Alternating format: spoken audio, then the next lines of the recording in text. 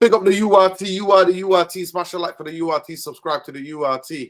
Big up Saeed for the raid. Big up Saeed for the raid. Big up Saeed for the raid. Big up, people. Please smash the like. Subscribe to the channel if you're not already subscribed. Yes, we've got a bit to talk about tonight. Mr. Einstein said, Mr. Einstein, is that a bomber or is he just waffling? Is he just chatting rubbish? Can we trust him anymore? Can he be trusted? Is that what Manchester United are giving? But there's a lot to talk about tonight, people. Obviously, South Africa go home. 8 more African teams left in the competition. For South Africa, to be fair, very defensive. They didn't deserve anything. Canada were the better team. Canada was the only team trying to win the game, and they deserve to win. We just got to be honest. We have to be honest on that one. We have to be absolutely honest in the way we tell these stories. They didn't deserve to win. They didn't. They look like they were playing for extra time and penalties. But the big thing is Einstein. Mr. Einstein has said Manchester United are after more midfielders. That is what he said. More midfielders. And that's the big to go with. Obviously, we're going to be talking about the Ugarte. FIFA are going to say, but this is what David Einstein has said. I think whether we like it or not, no, it's not this one. It's not this one. I don't know why. Let me just go to Einstein. Bear with me, people. Let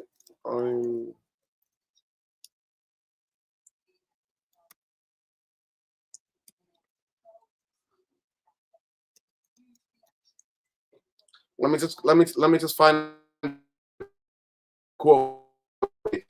Bear with me, because I thought I saved it.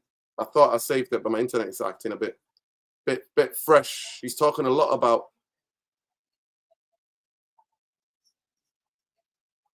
a lot of the things that he's talking about. He's basically said Manchester United after midfielders. He's basically saying Manchester United are after midfielders. That's what he's saying. Manchester United are after midfielders. I don't know where I put the effing quote, man. It pisses me off when I don't know where the quote is. I've saved the quote, and now he's saying I've not saved it.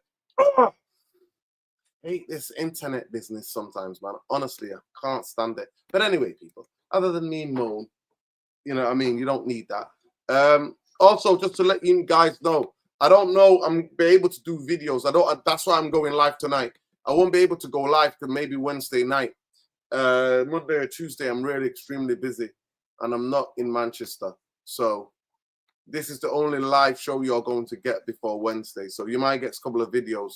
But people, please like the video and subscribe to the channel if you're not already subscribed. But David Einstein is basically saying Manchester United are after a dozen midfielders. That's what he's saying. That's what he says. That Manchester United are in the market for a dozen midfielders. Mateus Fernandes, obviously the news is that Spurs are in the front foot. I'm like, good, fantastic, time to move on. Move on to Scott. That's my humble opinion. Chouameni, there are other midfielders. I actually don't think he would mesh better with Kobe Mainoo, like we spoke about it last night. Obviously, the Mason Mount, I already tweeted about that, about the Mason Mount stuff. I already made a tweet about the Mason Mount stuff. And people are like, yeah. So basically, Mason Mount was linked to AC Milan for about 20-something million. And unfortunately, that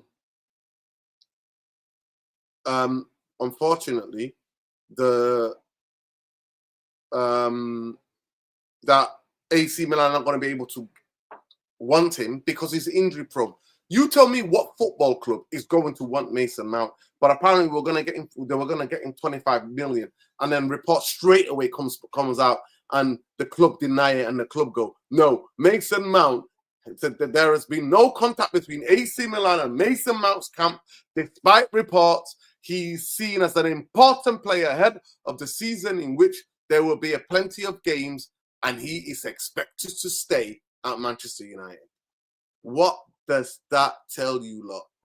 What does that tell you? What does it tell you? What does it tell you? It tells you everything that you need to know. That Mason Mount ain't going nowhere. I've sent you the link, bro. Mason Mount ain't going nowhere. Yeah, I'm gonna be in Ireland. Yeah, I'm gonna go to Derry. So that's what it is. I'm not gonna be live till Wednesday, most likely Wednesday night. I'm not gonna be live. Bear with me.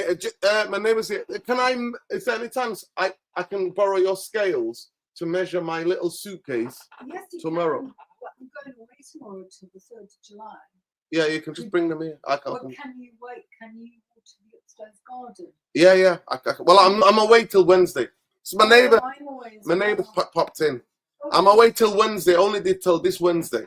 Oh, are you going tomorrow? Yeah, I'm going tomorrow. Yeah. Tomorrow to Wales. Yeah. Look, my neighbour just pops in.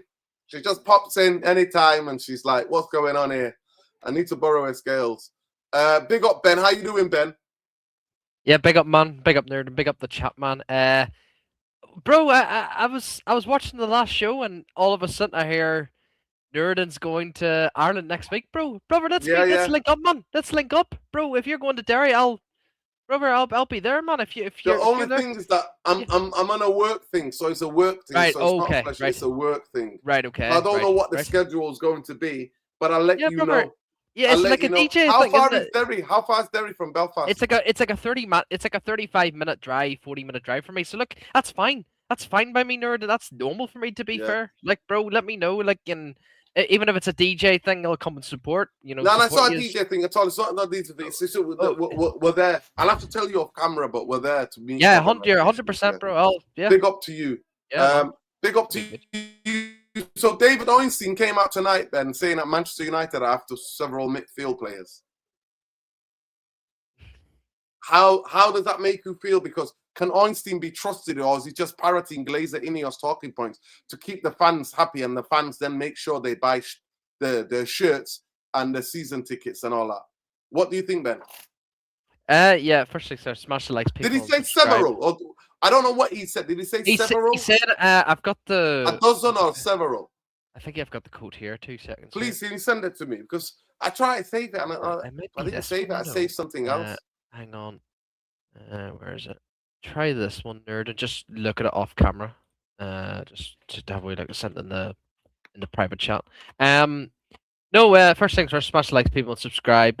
Free Palestine for everyone that's oppressed around the world. Yeah, man. Look, do you know what it is, bro? I think obviously, first things first. I think solidarity and love to Ugarte. I don't wish anyone outside of football, no matter if they're a Man United player or not, to have a serious injury. I hope he's okay. Apparently, it's a knee injury, a serious knee injury. So look, that sets us back, realistically.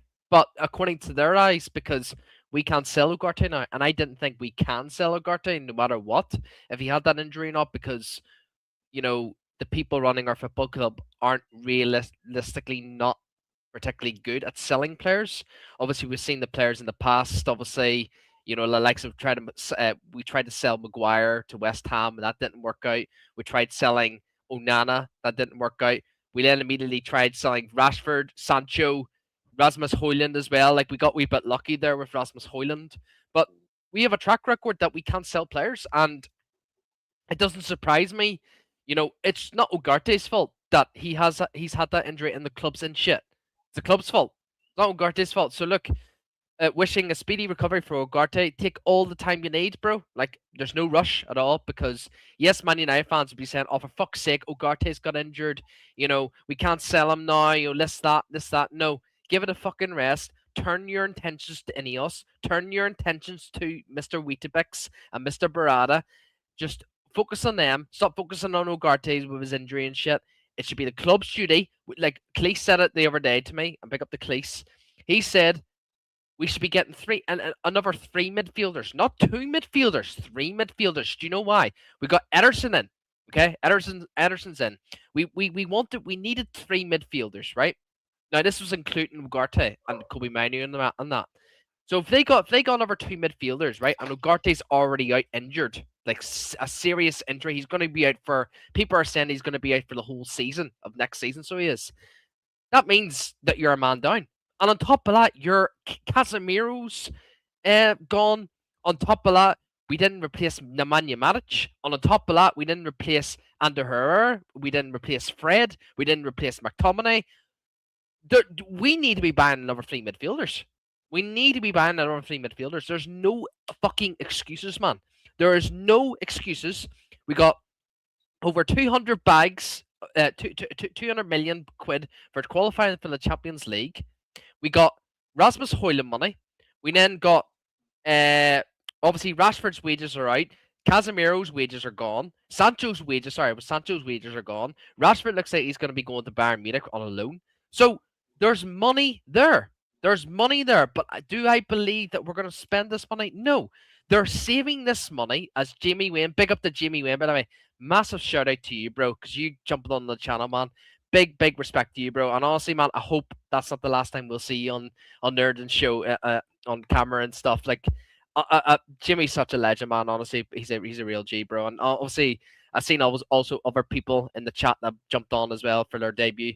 We need to see more of them, bro. We need to see Clace, Shikarian. We need to see all the goats, man, on the show. But honestly, back to the point, like, you know, it applies more pressure onto Ineos because, you know, this is what I want. I want more pressure on the Ineos. This is my dream, like, thing. Even though it's so sad to see Ugarte have this injury, and like, I wish him a speedy recovery, man. But we need 3 midfielders. We need a left back. Nerd, I watched your show the other day, and you mentioned we needed obviously we needed to strengthen the midfield. You said that we needed to strengthen the left back, which I agree. You said about the centre back, I agree. You said about left wing and a striker. Now, the one thing you didn't mention, Nurden, and I was actually kind of shocked, was you didn't mention a right back. I think right back, the right back position is. I've give up because they're not going to do it in one window, Ben. But they're not going to do it in one window, so the left back to me seems better. Well, we could say that, Nerd, but they're not going to do it in one window. Like that's basically a lot, like them telling you that, like, you know, we're going to accept it, that they're not going to do that shit, where we should be applying the pressure on what them. I'm saying to you at this moment, yeah, 100%, I understand what you're saying, but the left back's more for me important. 100%. The left back is more important. But go on, carry on. But I don't think the striker. Like, I would be happy enough with Sesko, and say Xerxes does stay. If he does stay, if Xerxes stays, Sesko stay. Obviously, he's a striker, and Mbuemo, obviously, he's been playing as a forward, even though I don't really like it. I can cope with another season with our strikers options right now than I can with Mazraoui and Dalot. I can't have another season with Dalot. I just can't, because yes, I love Mazraoui. People are going to say, well, we don't need a right back because we've got Mazraoui. The problem with Mazraoui is he's so injury prone, just like De Ligt, just like Martinez, just like sometimes Maguire as well, because Maguire's had a bad injury as well. I think Man United fans are sleeping, like they're dreaming, they're having nightmares about this fucking right back role. No one wants to mention it, bro. No one wants to mention it because they think Dalot's okay. You know, we can cope with Dalot, but I don't want to cope with Dalot anymore. I think he's been shocking last season, shocking under Amorim, shocking under Ten Hag. Ben, let's get back to it. What do you think these several midfielders are? Do you believe the Einstein story? No. I think it is PR. Like, even though I think Ornstein's a very credible person, like I think he's. So this is what he said. He said Manchester United midfield likely to have several incomings this summer. Yeah. That's a proportion of that, Nerdin, is PR. But a proportion that I do think that Man United are in for, they're scouting several midfielders. I do think to some extent that we are, because I think Elliot Anderson, Tonali was our priority. Now that they're going, well, obviously Elliot Anderson's gone to City, and Tonali looks like he's going to be going to Spurs. We have to. It doesn't surprise me that we're scouting several midfielders. But does that mean, no, Nerdin, that we're going to be getting an extra two midfielders in? No, I don't believe that. I seriously do think that we're going to. I have a really bad, like, take that we might only get one more midfielder in, and then they'll then focus on other positions like the left back, like the left mid, you know, the left wing or whatever it is, and we just miss out, man. We just miss out in the third midfielder. That's just my opinion, though. That's just my opinion, because I don't believe in Jason Wilcox. I don't believe in Barada, Mr. Potato Head. I just don't believe in any of this shit, man. And it's just sad that we have to we're basically laying off the pressure off the NEOS by the fact you said we can't do all that in one window. That to me, that's just fucking ludicrous, bro. Because we can't. That's basically you accepting as a fan. Yes, no matter what we think about the owners, no matter what we think about the owners, thinking that these lot can't do shit in one window. But other clubs have done it before. Nottingham Forest, Leeds United, fucking Man City have done it. There's so many clubs, Nerdin, answer the chat, that have signed so many players in one fucking window, and we're not adding any pressure onto them. We're not.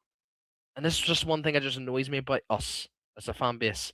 We just let them off the hook so much, man. Just like we get gaslighted with the whole Amorim, Ten Hag, Ollie, Jose, even Ralph Ranick thing. We just get let off the fucking hook. We just let them off the hook, man. And like I said, bro, I've said it so many times. Nerdin spoke about it with Elliot Anderson joining a Zionist club. Because obviously UAE are Zionist pricks, so they are. But where's Zionist club? Where's Zionist club? Do your research, people. Look up. What do you call him? Oh, it's the ugly fucking Glazer. What do you call him? Avram Glazer. He's actually aided. He's actually publicly posted him actually giving money to Israel.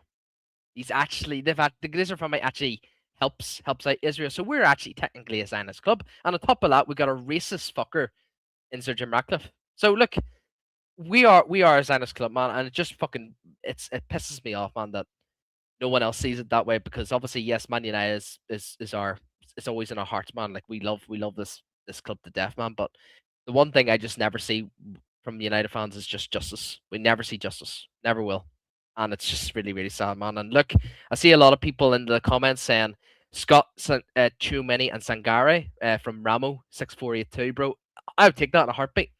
I would take that midfield in a heartbeat, bro. I think Alex Scott he's a quality player, bro. I think the one thing I liked about that three midfield from you, Ramo, is it's very balanced, man. It's very, very, very balanced. All three of them players can do the defensive attributes. They're so well positionally disciplined. And on top of that, you got Kobe Mainu. On top of that, so we're looking good, man. If we get those three, man, we're looking good, bro. But yeah, same thing with Martinez. Just reading the chat, people. We're not even taking players on with obligations to. Yeah, 100%, man. 100%. We don't do that. We just do loans, and they just pay a loan fee, like a £5-6 million loan fee. That's shit business. That's just shit business. It's horrible, man. It only helps our fucking pockets, man. Scott is a great box. Yeah, 100%, man. Scott's class, bro. The only thing I worry about Scott is his ACL injury. That's all. That's about it, man. Aru, I can never pronounce that name, by the way. The Barcelona right back or centre back, Araujo. I can't even pronounce it, man. But he's a quality right back, or he's been phenomenal. So he has for Barcelona. But I'd rather have someone more pacey, and more he's willing to get up the pitch. I can't even think of a good right back, but I mean, someone like Frimpong, but I don't really rate Frimpong in terms of his defensive attributes. But somewhere along that profile we need, because we need attacking fullbacks. We don't need players that just sit back all the time, just like what Arsenal fucking fullbacks do, especially Ben White and what do you call that other brother, the Ajax player? I can't remember. Timber. Yeah, but but honestly, people, I think we should be getting on. I will be definitely down on. I'll be on that journey with Alex Scott, Tchouameni, and Sangare as our next three midfielders, man. I'd be so ready for that, man. You got a kid in Sangare who can learn off obviously Tchouameni, and also Scott as well, and Kobe Mainu as well, because obviously Kobe Mainu's playing the top level now. That's a promising midfield, man. And on top of that, you got Sekou Kone as well. People are forgetting about Sekou Kone. He's a phenomenal midfielder as well, and just a shame he's playing at the can't remember what league it is, but it's a shit league. But it's good because he needs developmental plan. That's the issue, man. But anything you want to say, Nurden? A few people are saying too listen, many Scott and Sangari for the midfield?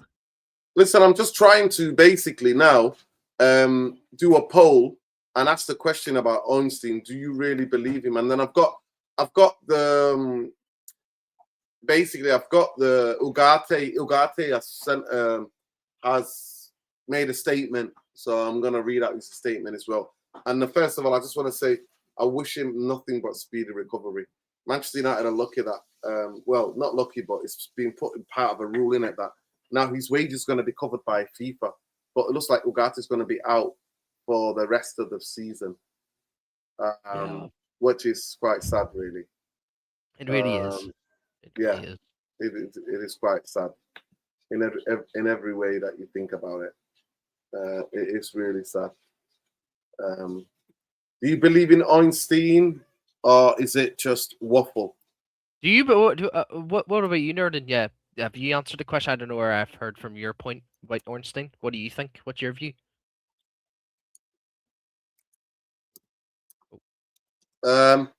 Smash the likes. Let me just do this. Smash the likes, people. So you think that it's all waffle? Yes. No, to a degree, yes. I do think it's PR, but I do think a proportion of the percentage of my belief is I do think they are looking for several midfielders because, you know, Man United do need midfielders, but at the same time, I do think it's PR. Like, you know, Fabrizio Romano started doing it as well, so it's no surprise, man. It's no surprise. Yeah. Well, what about you? Do you think it's the same? Do you think it's all PR, or do you think? Yeah, I think at this point, yeah. at this point, I think, yeah. Big up, man. Big up. Big up. At this point, I think it's all BS. Honestly, yeah. And I hate to say that, but I feel like he's being used. I really think that he's being used to basically to keep the Manchester United fans engaged, because the club watches Manchester United fans on social media, and there's uproar in it. There's been a loads of uproar. Yeah. Yeah. 100%. 100%. Yeah. But it is what it is, people. It genuinely is what it is. People get involved in the poll. But I really think a lot of it is PR. I really think it's PR. It is. Yeah. It's PR, and that's what I'm getting. Yeah, I just sent you a everything number that I'm signing. Yeah, is PR.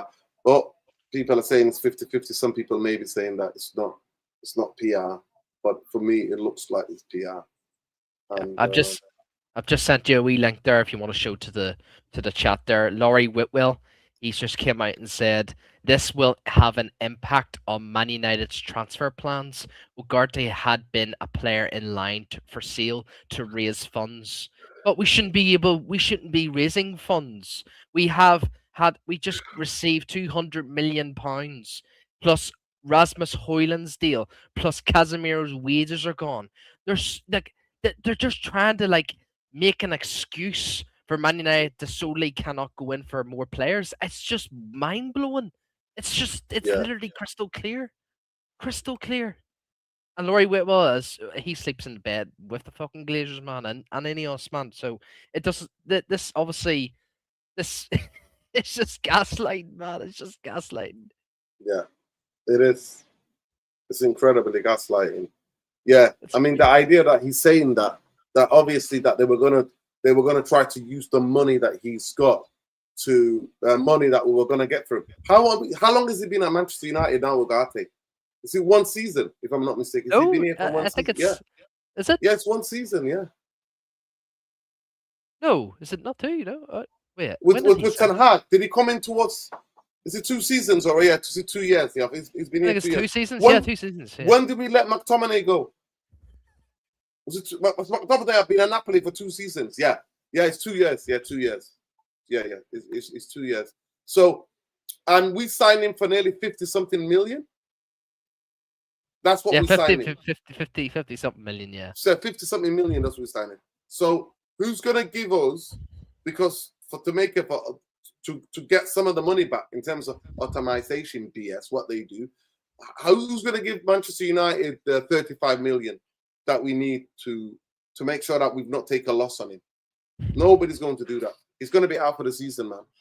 He's going to be out for the 100%. season. But it is what it is. Ineos signed a player when, yeah. So for me, I just think a lot of it is a lot of waffle. And that's just the way I see it. A lot of it is a lot of waffle. It's an absolute lot of waffle. Yeah. And I think Manchester United fans are being played. But we Same. need 3 midfielders. And they were already coming out with the excuse, Ben, that if we only when we sell Ugarte, we can bring money in. Do you know what I mean? Like they did with McTominay. Remember, we had to sell Ghana to bring more players in. We had to tell Scott McTominay to bring Ugarte in. So that's what they're going to be doing. And for me, I don't know about you. When I've looked at it, I asked Luani, and nobody can tell me. Mateus Fernandes ain't the perfect role, balance partner for Kobe Mainoo. He's not. He's true. Not.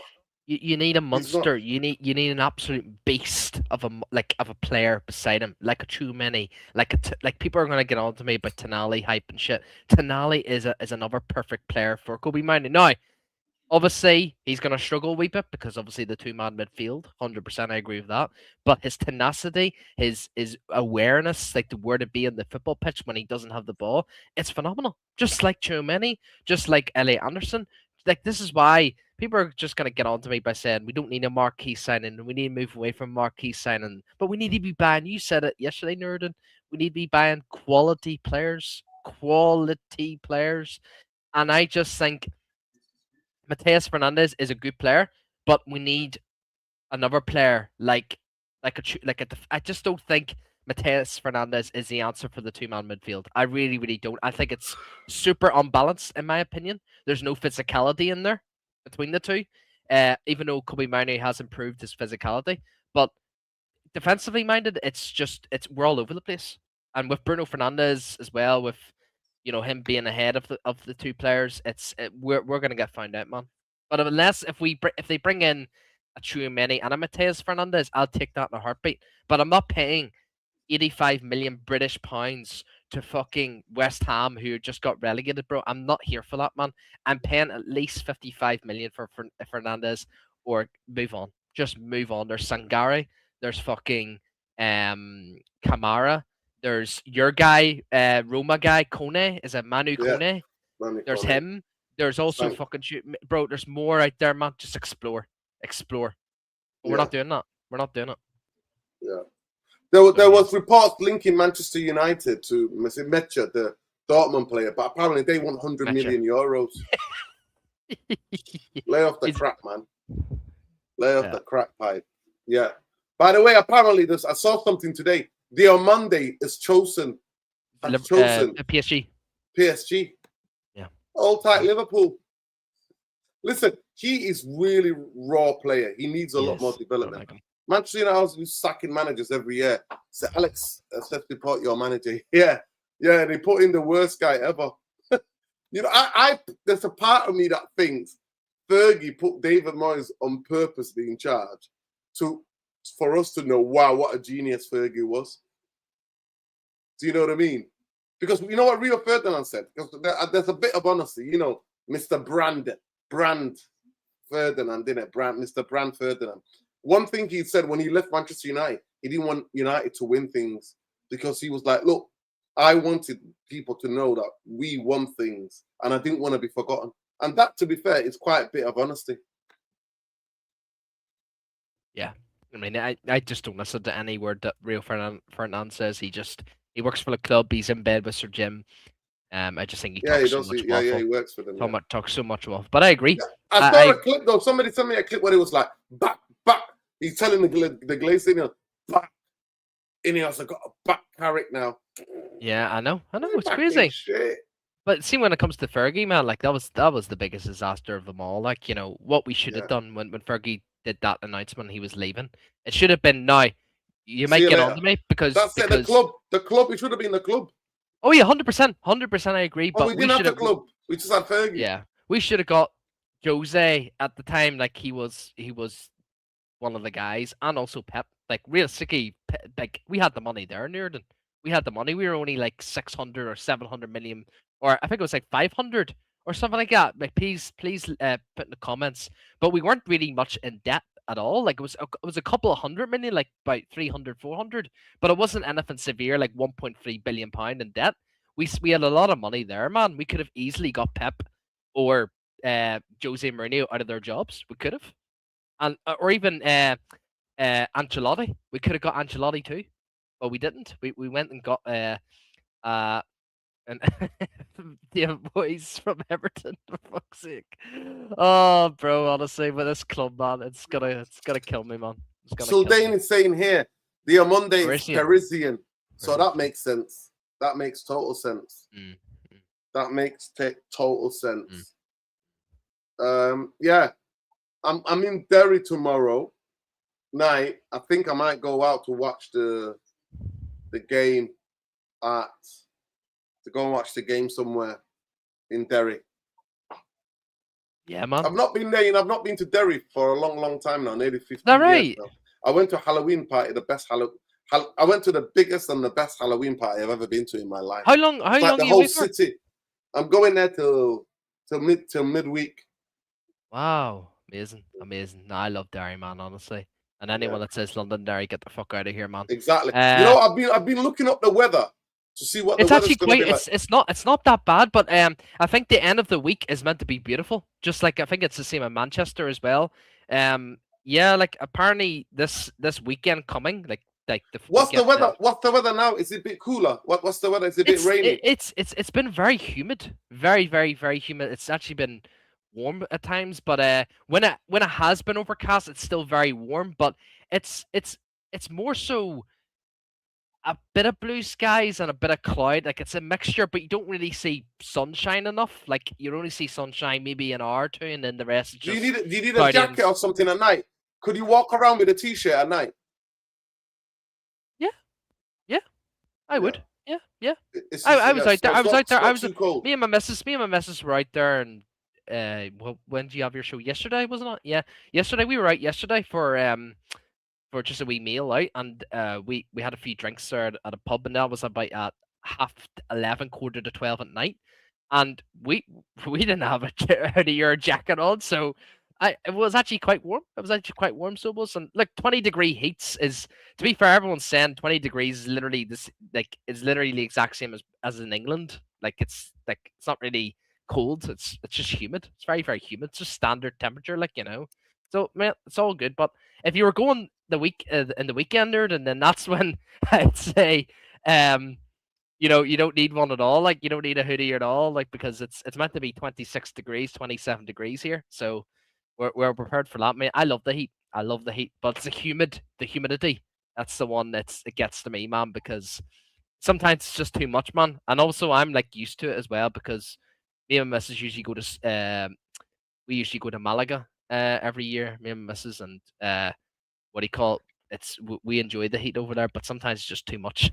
It's just too much, especially in Uganda too, and Morocco and the other places I've visited around the world, man. But yeah, man. But I do hope you. It you did say enjoy that it's going to rain in Derry, so I'm just thinking, should I take it? It's- You know, Yeah, the thing is with It's Derry, also- it's very like it's so north. Like, it's literally at the top of Northern Ireland. Like, so you are close. You are very close to the coast. Like, you're literally right beside the coast. So when you're beside the coast, especially when starts to rain, obviously, yeah. it starts to rain sometimes. But look, I'd bring a coat or a hoodie just in case. I'd just be on the safe side. But let's see, man. Yeah. I do Yeah, hope big you up, enjoy man. your time, man. I do hope you enjoy your time. Yeah, big up to Bala. Bala saying about the right winger. I think he plays for Monaco, if I'm not mistaken. As they what's his name? Magnus Alcalucci, Monaco. 24 years old. That's the guy he's talking about. But we've got Magnus. you know what? Yeah. We need a left. We need a left winger, don't we? We don't need a right winger. No, we don't. See, We don't. Yeah, he's left-footed, isn't he? He's We're perfect. third foot. He's left-footed. Yeah. Yeah. Yeah. We're perfect for right wing. Magnus. We've got Shay Lacey as well there. Shea Lacey has to start next season. I think this is Shea Lacey's time Yeah. to shine. So it is this Yeah. season. Oh. But yeah, let me just have a look at the poll. What people are saying. Do people believe? Oh, yeah, it's quite close. 50-50, really. People, we need to get to 100 likes ASAP. Come on, man. Come on. The least you could do is get to 100 likes ASAP. I wanted to show people the Ugarte. First of all, I'm heartbroken in it for Ugarte. Like, I never want any footballer to ever. We're a long way away, man. We're a long way away because people are not subscribing to the channel, man. The shadow ban is getting even more real, man. Trust me. But we're never going to stop talking about it. Basically, we are 4,000. Yeah, 4,000 and 4,900 away, I think. That's what we are. So we're a long way from 20K. But people, please smash the like, subscribe to the channel if you're not already subscribed. Come on, people. That's the least you could do, people, is smash the like and subscribe to the channel. In terms of Manchester United,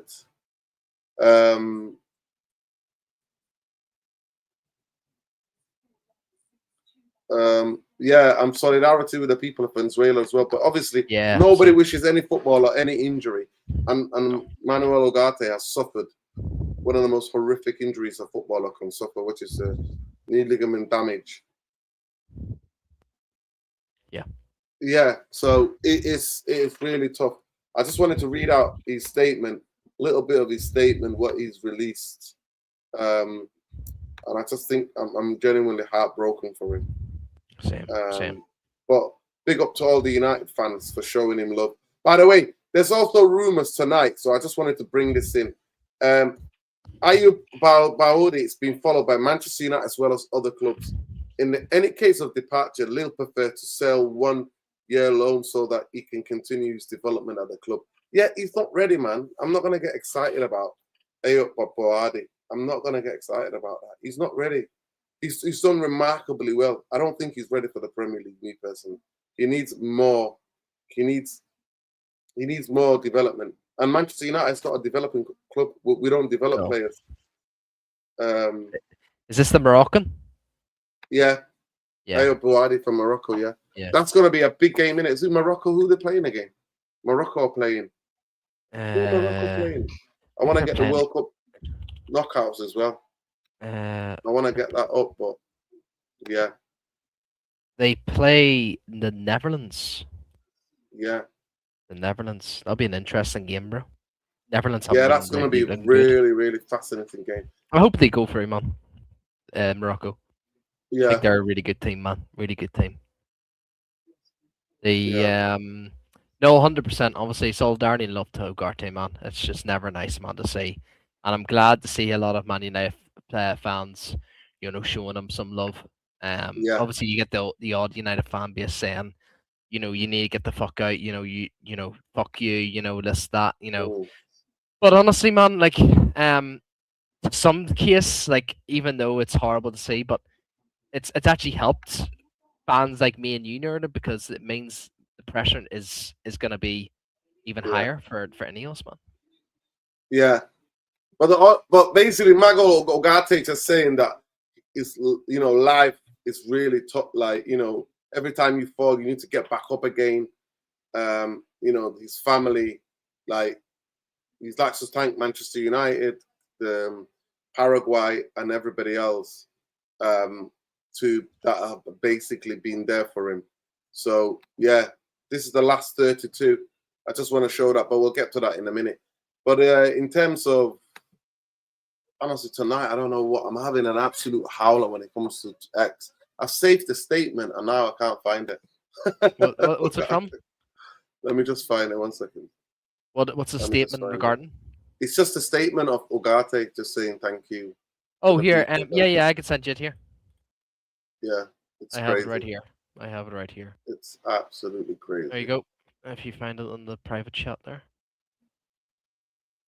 That's the whole message there. So, and then obviously we've got there's also a bit of news about potential left back targets. We got Lewis Hall, Miles Lewis-Skelly. I think he's going to be playing more in midfield. Alonso Davis, no thank you, injury prone. Tarek Mitchell and Anthony Robertson. Anthony Robertson is a bit too old, and I can't imagine Manchester United getting Tarek Mitchell. No. Tarek Mitchell, yeah. I can't see that. For me, it's either it. it's 3 targets. It's either Lewis Hall, Juve from West Ham, or that left back from Barcelona. But I think it's Baldy. He's quality. He's quality. I love Spanish fullbacks. I always have a thing for Spanish players, man. They're just honestly they're just amazing footballers out there, man. And I think he'd be so good. Now, maybe not the physicality side of things, but like I said, he would help. He would make Cunha play so much better than what he's playing right now, man. And we need that. We need that. Yeah. So big up to Manuel Ugarte. He says, few days have passed since everything happened. Suffering the most serious injury in football can face one of the most important matches in my country's history, and seeing it end this way without being able to stay on the pitch and support my teammates until the final whistle is something that will stay with me for the rest of my life. Hitting rock bottom will make me stronger in every sense, and I truly believe that's the case here. Without a doubt, when life wants you to stop, it finds a way to let you know. It's up to me to take the positives from this. Success in life is about starting again every time you fail. I'm incredibly grateful to the Uruguay and Manchester United for being there for me in that moment. It happened. A huge thank you as well to all my family and friends and everyone who sent messages of support during this time. I'll be back stronger. And then loads of United and Uruguayan players have all been, sending him so much love to him. Yeah. Big up. Shout out to Ugarte, man. Yeah. So yeah, sending lots of love to him. Yeah, people, we need 40 more likes. Come on, get with it. Come on, man. Smash the likes, man. And hype after 2 hours after the stream processes. Yeah, I mean, in every sense of the word, Ben. We feel bad for Ugarte. I actually am not one of these people that think that he's been as horrendous as everybody makes him out to be. Do I think he's good on the ball? No. Do we think that we need somebody who can tackle, who can fight, but who can win the ball back, but who's all good on the ball? Yes. But that's what you get when you deal with agents like Mendes. That's what you get. Mendes was like, if I get you Euro, you have to take Ugarte. And it should not be dictated to like that. We should not be dictated like that. We should not be dictated to it. And I think he's the one that's meddling in the West Ham. So good luck to West Ham and Spurs. He'll probably get a big payout. If the player goes to Spurs, like that guy who was the agent who passed away now, Pogba's agent, he got 40 million from the Pogba deal. 40 million pounds. So Pogba wasn't worth 79 million. We bought Pogba for maybe 50 million, but we gave his agent 40 million on top. Do you know what I mean? Mad. So this is what this is about. This is what this is about, people. Yeah. FIFA are going to be paying his salary, yeah. So United don't have to. It's like, to be fair, if we were the only way we were ever, we're going to loan him out. I mean, every player that comes in and the club deems to have failed, for me, it's about the environment which you're setting the player to become better. Ten Hag signed him, then what's his name? Don't fancy him. What's his name? Amarim don't fancy him. Then Michael Carrick don't fancy him. Do you know what I mean?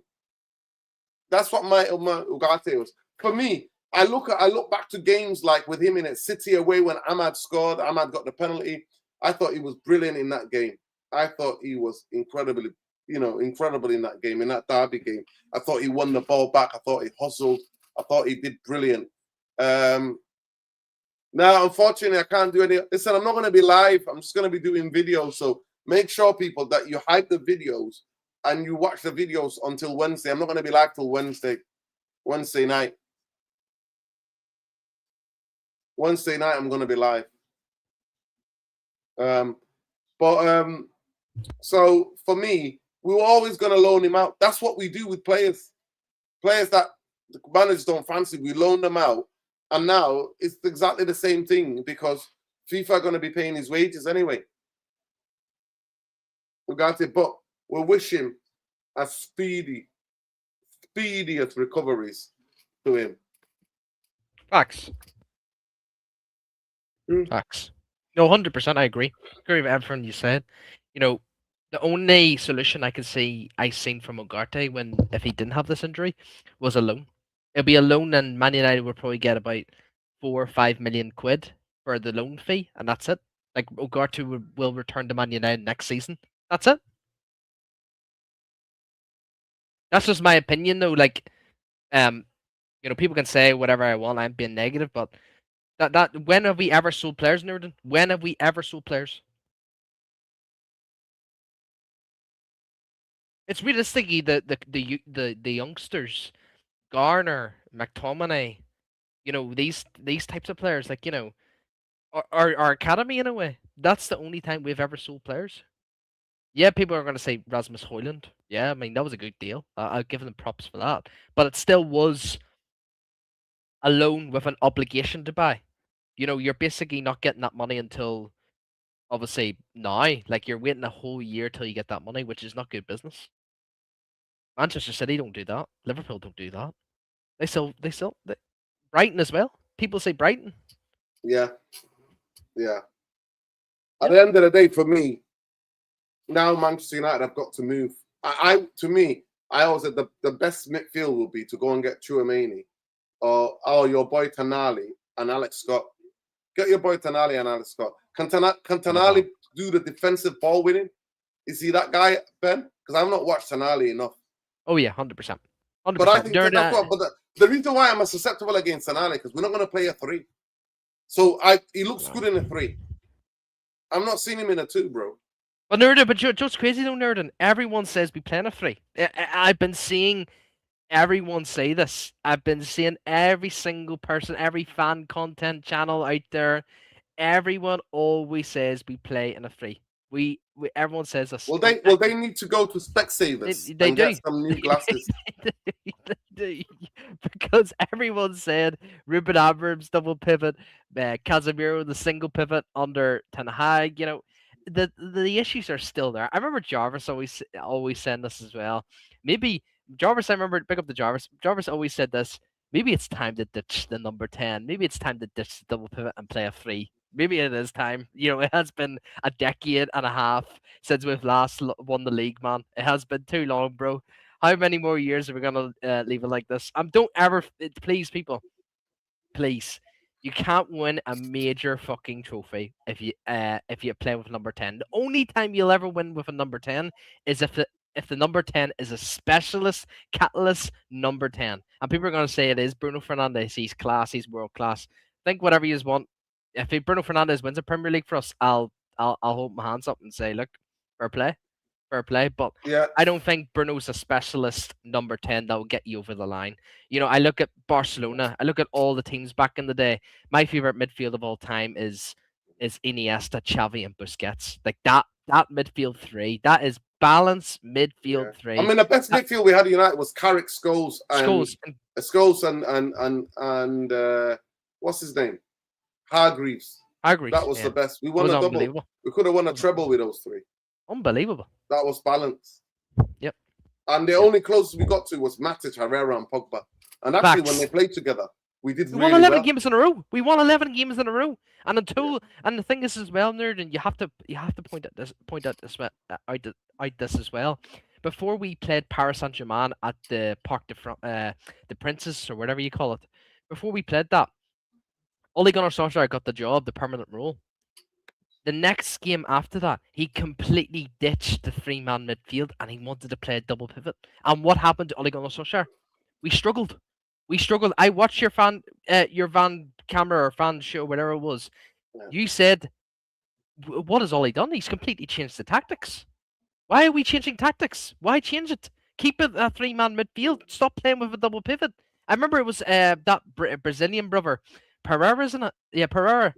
He kept playing Pereira, man. I said, don't play Pereira. Freaking play the midfield three you had: Herrera, Matic, and Pogba. It's just it's laughable, man. It's laughable. And the thing is as well, people are gonna say, but injuries this, injuries that. Bro, I can go back to the Man United squad back then, and there were so many players on that bench that can do a decent job like Matic, Pogba, and Herrera can.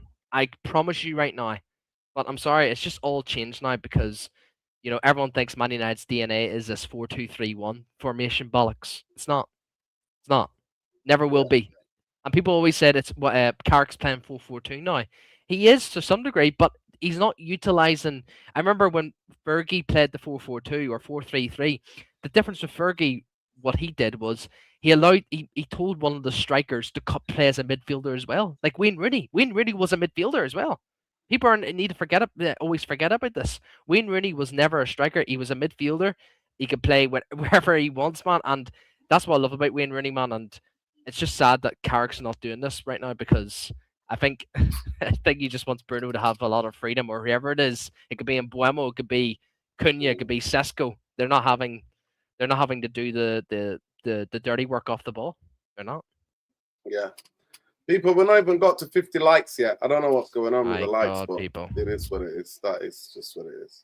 We had nearly 200 of you in here before. We need 30 more likes, people, to get to 100. So let's go. Let's do it. I mean, that to me, I think needing midfield for me is so vital and so important. It is vital that Manchester United start with 3 midfield players and have 3 attackers. I think that we're looking for balance. We're looking for balance. We're looking for balance. And I think if we had, for me, the 3 midfielders, obviously Edison is already here. I would go and get Alex Scott and Chouameni, me personally. Yeah. Same. I would as well. And what you do is you play Chouameni, Kobe Mainu, and Bruno Fernandes against the low block teams. And then against Liverpool, Manchester City, all these top teams, you play Chouameni, Alex Scott, and Kobe Mainu. And then you put Bruno Fernandes, if Bruno, obviously he's always going to play. 9. You put you false 9. Facts. That's what I would do. And I think it will work. It will work. Because remember we played the 3 midfields. That was the first time ever I've seen Ten Hag play a 3-man midfield. Was the Wembley FA Cup final. And what happened? We dominated. We dominated against City. And this is what really pissed me off about Ten Hag. And it pissed you off as well. You said compact fucking football. Why did we play compact football? Because we played a 3-man fucking midfield. Yeah. Yeah. There's so many times there that I can just go back in the memories, back in the day, back in the past, and I can tell you there's times where we looked so good because we played a 3-man midfield. People don't understand how important modern day football is now to play a 3-man midfield. It's crazy. Crazy. Yeah. Yeah, it's crazy. It's crazy, Ben. It's crazy. People are saying Ederson, like question mark. No, Ederson would be more of a bench player, like FA Cup, Champions League at times. Minutes, Jan, please give me 5 minutes. Go ahead. Oh, sorry. I would play Ederson in the FA Cup games, Carabao Cup games, if Man United are secured into the last 16 of the Champions League or whatever it is, the fucking group stage. If we're definitely secured, then I'd play Ederson. You could play Ederson as a backup, like in case one of the 3 get injured. That's when you play Ederson. Like that's when. I think also maybe play him in some European games. Play him in the Champions League because the tempo will be totally different till he gets up to speed with the Premier League. I wouldn't throw Ederson in there straight away. I never die. Yeah, but he might shock us all because we don't know yet. We know that he's a good player for Atlanta in the Champions League and in the Europa League. I thought he was unbelievable in that Europa League final against Bayer Leverkusen. I thought he was brilliant in the Champions League against Real Madrid. But we don't know what he's going to be like in the Premier League, people. We don't know because Serie A is a walking league. Yep. Serie A is a walking league. Yep. That's what we've got. Facts. Yeah. Facts. And that's what, and like, that's why I'm getting onto, like, that's why I got on Ineos and, onto the fans by saying, the fans that's called out us saying, why were we wanting desperately to sign Tonali, Anderson, Alex Scott, Wharton, Baleba? It's because they're Premier League proven. We've seen what Mbeumo and Cunha have done this season, double figures in terms of goals. They've impacted our season. They actually have, and that's why we're demanding more. Since that has worked out so well, why don't we go and get Anderson, Tonali, the more Premier League proven players? It's worked so far, but obviously he's fucked off the City, and we're behind, man. Like we're falling behind, and the only player I would get abroad, like outside of the the Premier League, is Tchouaméni. I'd take a risk on Sangari if we get an experienced player like Tchouaméni in, but I'd also look at Manu Kone as well. That's just me though. Big up Tamu. I'm not seeing you on here for a while, man. I hope you're good, bro. Not heard from you, man. You took a bit of a break from all Manchester United, but it's good to see you. Big up to yourself, man. Was Jamie Wayne here before? Was he here before? No, he wasn't here before. I haven't seen Jamie, no. Yeah, big up to Jamie. Yeah, he came on the other day. He was baking, mate. He was cooking. It looked like he was cooking, mate. It was the humidity levels here. Like in Manchester, I think it was like 29 or something like that, the temperature, and it's so humidity. But did you hear about the news? My friend who's a Chelsea fan was like, yo, Alonso might want Tchouaméni if Real Madrid sign Enzo Fernandez. I was like, no. And you know what? I'm not even 100% sure about Tchouaméni, but I'm like, at least he's defensive. At least he's more defensive. And he's played he's played for Real Madrid. That's going to be a serious midfield next season. We're good. Yeah, all good, bro. All good. Yeah. I mean, imagine Tchouaméni, Caicedo, and Palmer. Wow. Oh. Wow. And you know what's crazy? Like, obviously, they're linked to Xhaka. Oh, Xhaka. Yeah, they're linked to Xhaka, and that's kind of funny as well, man. Yeah, but you know what? He's a decent. He's actually not a bad player. He's done well for Sunderland, but. Yeah. It doesn't surprise me if they sign Tchouaméni. Honestly, I don't have any faith in our board. I don't. I just don't. And do you know what, Nurden? Like, from a business perspective, obviously, experience and stuff, I can understand why the club's taking this approach. I can't understand why, because when you see the land secured for Man United to build this new stadium, it is realistically, the reason why they want to money safe because of this stadium. It is realistically the reason why Man United have actually died down with the spending because of the stadium. That's it. Yeah, it's crazy. Yo, this is it where we're up to in terms of the World Cup. You got Germany, Paraguay, France, Sweden. Obviously, Canada are the first team to be for the last 16. Netherlands, Morocco. Then you've got Portugal, Croatia, Spain, Austria, USA, Bosnia, Belgium, Senegal, Brazil, Japan, Cote d'Ivoire versus Norway. That's going to be a good game. Mexico, Ecuador. That is going to be a big game. England, Congo. Pick up the Congo. Argentina, Cape Verde. Cape Verde, mate. Boy, oh boy. That would be crazy. They're playing the world champions. Australia, Egypt. Switzerland against Algeria. Colombia versus Ghana. That is some hell of a draw. So it's fascinating. Brazil and Argentina on one side, Germany, and so Brazil, Germany, and Spain on this side of the draw. England are on England on this side. What side are England on? Let me just have a look again.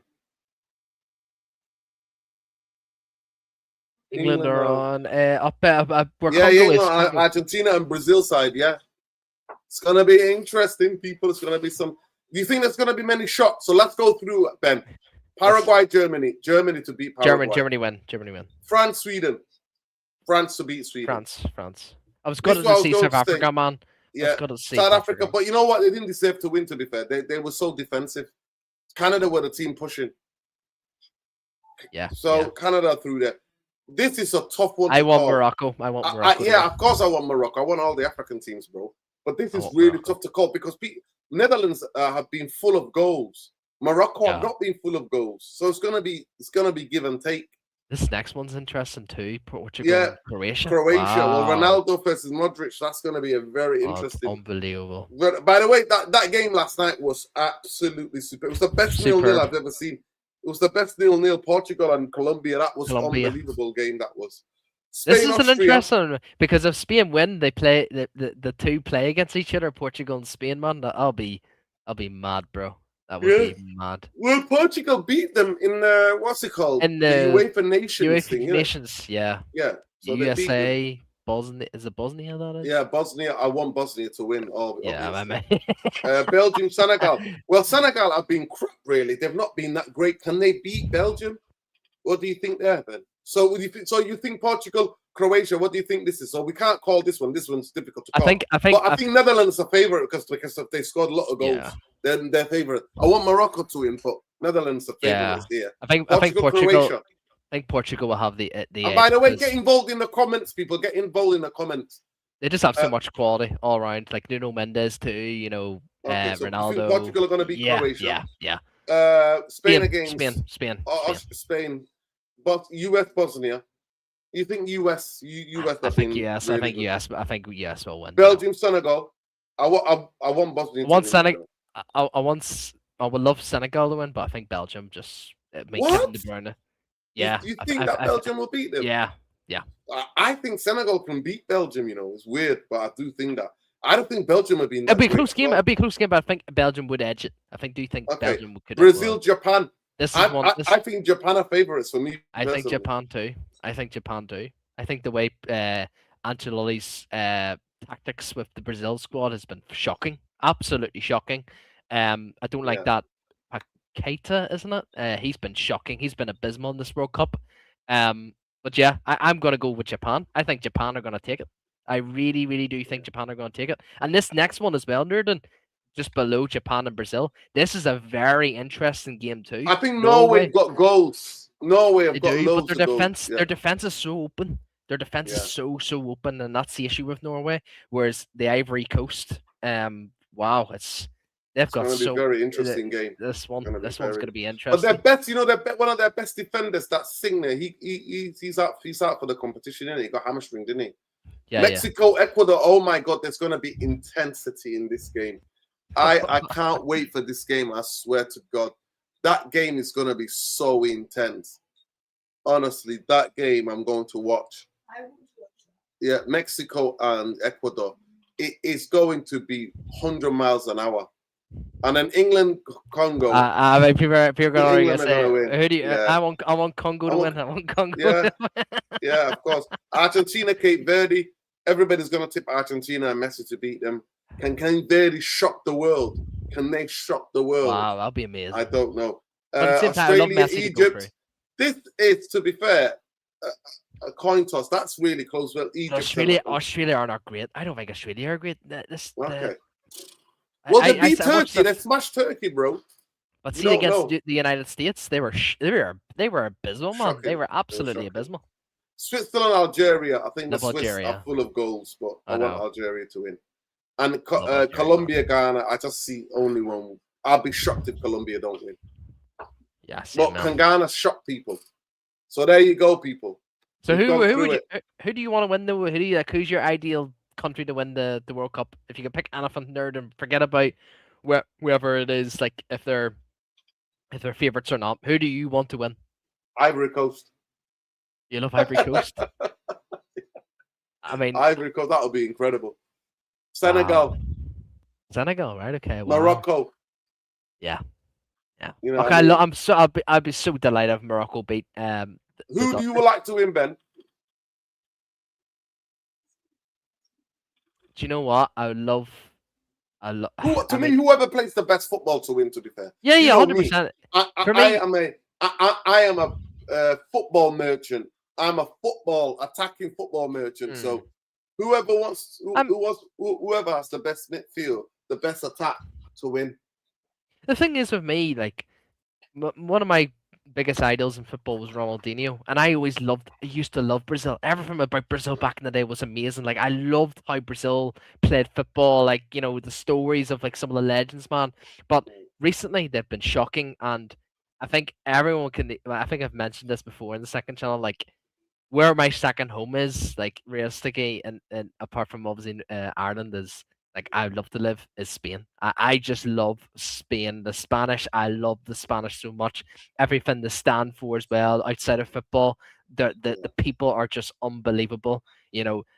Just the way they play football as well, man. It's just a breath of fresh air, man. And so I'm going with Spain. I've always supported Spain, bro, even if it's not the Irish man. And Yeah, I mean, if England won, I won't be because they make a lot of people who I love happy. You know what I mean? If yeah, England won, 100%, man. but yeah, if England won, you know what I mean. I won't be too sad. I'll be fucking devastated. Yeah. Oh man, nah. But I want the best team to win the most attacking 100% team, same, and I think same. the best team, the most team that I've been impressed with, the two teams have been Argentina and France for me. France. But the Netherlands as well, to be fair. Yeah, they've been good. Spain have been good, but the Netherlands have been good. You know what I mean? I think the States have done well as well. Like, obviously people are forgetting as well. Mauricio Pochettino is the coach for the United States. I was shocked. I couldn't believe it. I was like saying, wow, when did this happen? And then all of a sudden it then clicked in my head. That was right. He signed a couple of months ago or last year or some shit. But he's done well. He's done well, so he has. Yeah, that's done. Listen, people, we could be live here, but people, please keep smashing the like, subscribe to the channel. Yeah, Tammy's been in Colombia. They just need somebody to stick the ball at the back of the net. Last night, they did everything but sport. They tore apart Portugal. Portugal had their chances. Don't get it twisted. But Colombia looks so much better. It just doesn't feel right, with me like watching the World Cup because, I was a wee bit up. Like as much as like I don't really like, like don't support Wales, Scottish, England. I'm just as much as like I would love all nations to be in the World Cup. Like I was just so gutted to not see Ireland in the World Cup, man. Like I just think the Irish, Northern Irish, like even the Welsh and the Scottish and the English. Like imagine all them countries are all in the World Cup. Man, I just think it'd be a different experience, man. Like Northern Ireland, obviously, no matter what I say about the country, obviously they were in the Euros in 2016 in France, and we got voted the best fan base, like the craziest fan base in the Euros, man. And that, like, although we're shit, like football team, in terms of like what we've achieved and shit, but the fan base we have is just was phenomenal, man. And it annoys me the Irish didn't qualify, man. I was so upset, man, when the Czech Republic beat us, bro. I was upset for you, Ben. Honestly, I was so upset for you. I think that Ireland would have, Republic or Northern Ireland, they would have torn the place up, mate. Look all that. What the Scottish did, you know what I mean? No Scotland, no party. Big up to Scotland, by the way. Unfortunate, man. They didn't make it. Apparently, Scott McTominay had a stomach bug, apparently. That's why, he wasn't himself. So, yeah, sending him love as well. I think one of the most upsetting days was when Declan Rice was playing for Ireland, and I seen the news next day. Declan Rice doesn't want to play for Ireland. He wants to play for England. And my heart shrunk, man. I was like, oh my God. To me, Declan Rice is not Irish to me, man. Like, if you ever do that to your own nation, you're not Irish, man. You're English, bro. And you just showing your true colours, bro. I don't care what anyone says. He has family from Ireland and stuff. I don't care. You play for your own fucking nation, bro. And that's it, man. It's the same with people from Africa as well. And from if people from Africa have families from France or families from all across, bro, I don't care, bro. You play for your own fucking nation, like, and that's it, man. Where you're born, Africa, and that's it. Well, I think Algeria has the most players playing from France. I think there's 30. Morocco, Senegal, Côte d'Ivoire, Mali. They're all up there. Like, got so many representing so many countries. Yeah. By the way, this is the World Cup that we've seen actually. First Indian players playing, like one of them's playing for Indian heritage, There are people, somebody of Indian descent, Mr. Singh playing for New Zealand. I thought it was a really good player, man. There's been a couple of East Africans as well from my part of the world playing for different teams. But it's been really interesting. One of them playing for Qatar and all of that. The Monday going to PSG, 5-year contract with PSG. Wow, it's crazy. Yeah, Senegal, man. I would like Senegal to win, to beat them, but Be good. it's not going to be easy. Belgium, Senegal have to step it up. They have to step it up against Belgium. They've not been great, bro. I know they got lucky the other night with the red card against Iraq. And big up to Iraq as well. And lots of love to Iran. But they want Iran out, man. Let's be clear. They wanted Iran out. They wanted Iran out, man. So sad, man. So Yeah. sad about Iran. They wanted Iran out. Yeah. Horrible. They wanted Iran out. That's Big what up that, to Alice. Yeah, big up to Alice. Big up to Alice. Sending love to Alice, man. I need to go on there and chop it up with her. But yeah, people, please smash the like on the video. Just to recap, we're talking about Einstein saying that Manchester United are looking for several more. And people getting excited about Ayub Boadi, but I'm like, nah, he's not ready, man. And actually, Lille want him to be loaned back so he can be developed more. So they want him loaned back, whoever buys him anyway. But he's linked to Man City, wasn't he? He's linked to Man City, so Man City will probably pay the money and loan him back and then get him next year. That's what Man City do. That's what Manchester City will do that. We won't do that, but Manchester City will do that. Please smash the like, subscribe to the channel. We're talking about Einstein saying Manchester United are going to get, more midfielders. And we're just saying that, is that a cap or is it true? Because Manchester United do need midfielders. And the idea of Manchester United going into next season, in my heart of heart, I believe we need 5 starters for next season. 5 starters in the team. That's what we need. And 2 more players. 3, but 2 more players on the bench. That's what we need. And not a second goalkeeper. Don't give me any of that. I'm talking about outfield players. Altogether, Manchester United need, in my humble opinion, to try to fight for 3rd again next season. We need 7 players in this squad. Max. I repeat, 7 players in this squad. 3 of them quality midfielders. Obviously, Edison, we don't know yet. There's questions out. That league, I'm sorry, but that's the walking league. That's over out of 50s league, isn't it? That league is the walking league. I'm not going to lie to people. Italy's the walking league. How quickly can he adapt? How quickly can he adapt? Can Edison adapt to Manchester United? Is he the Casemiro replacement? Is he the Casemiro? Can he adapt? I would play him more in European games than throw him at the deep end in the Premier League. That's what I would do. That's what I would do. That's what I would do. Build him up to the league. Let him get used to the league. Surely, but surely. That's what I would do. Yeah. So I agree. At the end of the day, so that's 4 then. That's 4 signings, and then your 5th signing would be left back. Left back. Left back. A left back without a shadow of a doubt. Then the A 6th left would back be has to come. For centre me, back. it would be a centre back. Yes. Yep. Yeah. And if we get Xerxes go, I think Xerxes needs to go and play football, man. He needs to stop begging Manchester United to try to start him. I don't think anybody fancies him. He needs to go. I don't think Carrick fancies him. He needs to leave. He needs to leave Xerxes. And then the 7th player would be a striker. Wow. An experienced striker. Yeah. See, I'm a bit different to you. I think. But they're not going to sell. That's what I'm saying. They're not going to sell Diego Dalot or Masraoui. So I'm accepting that.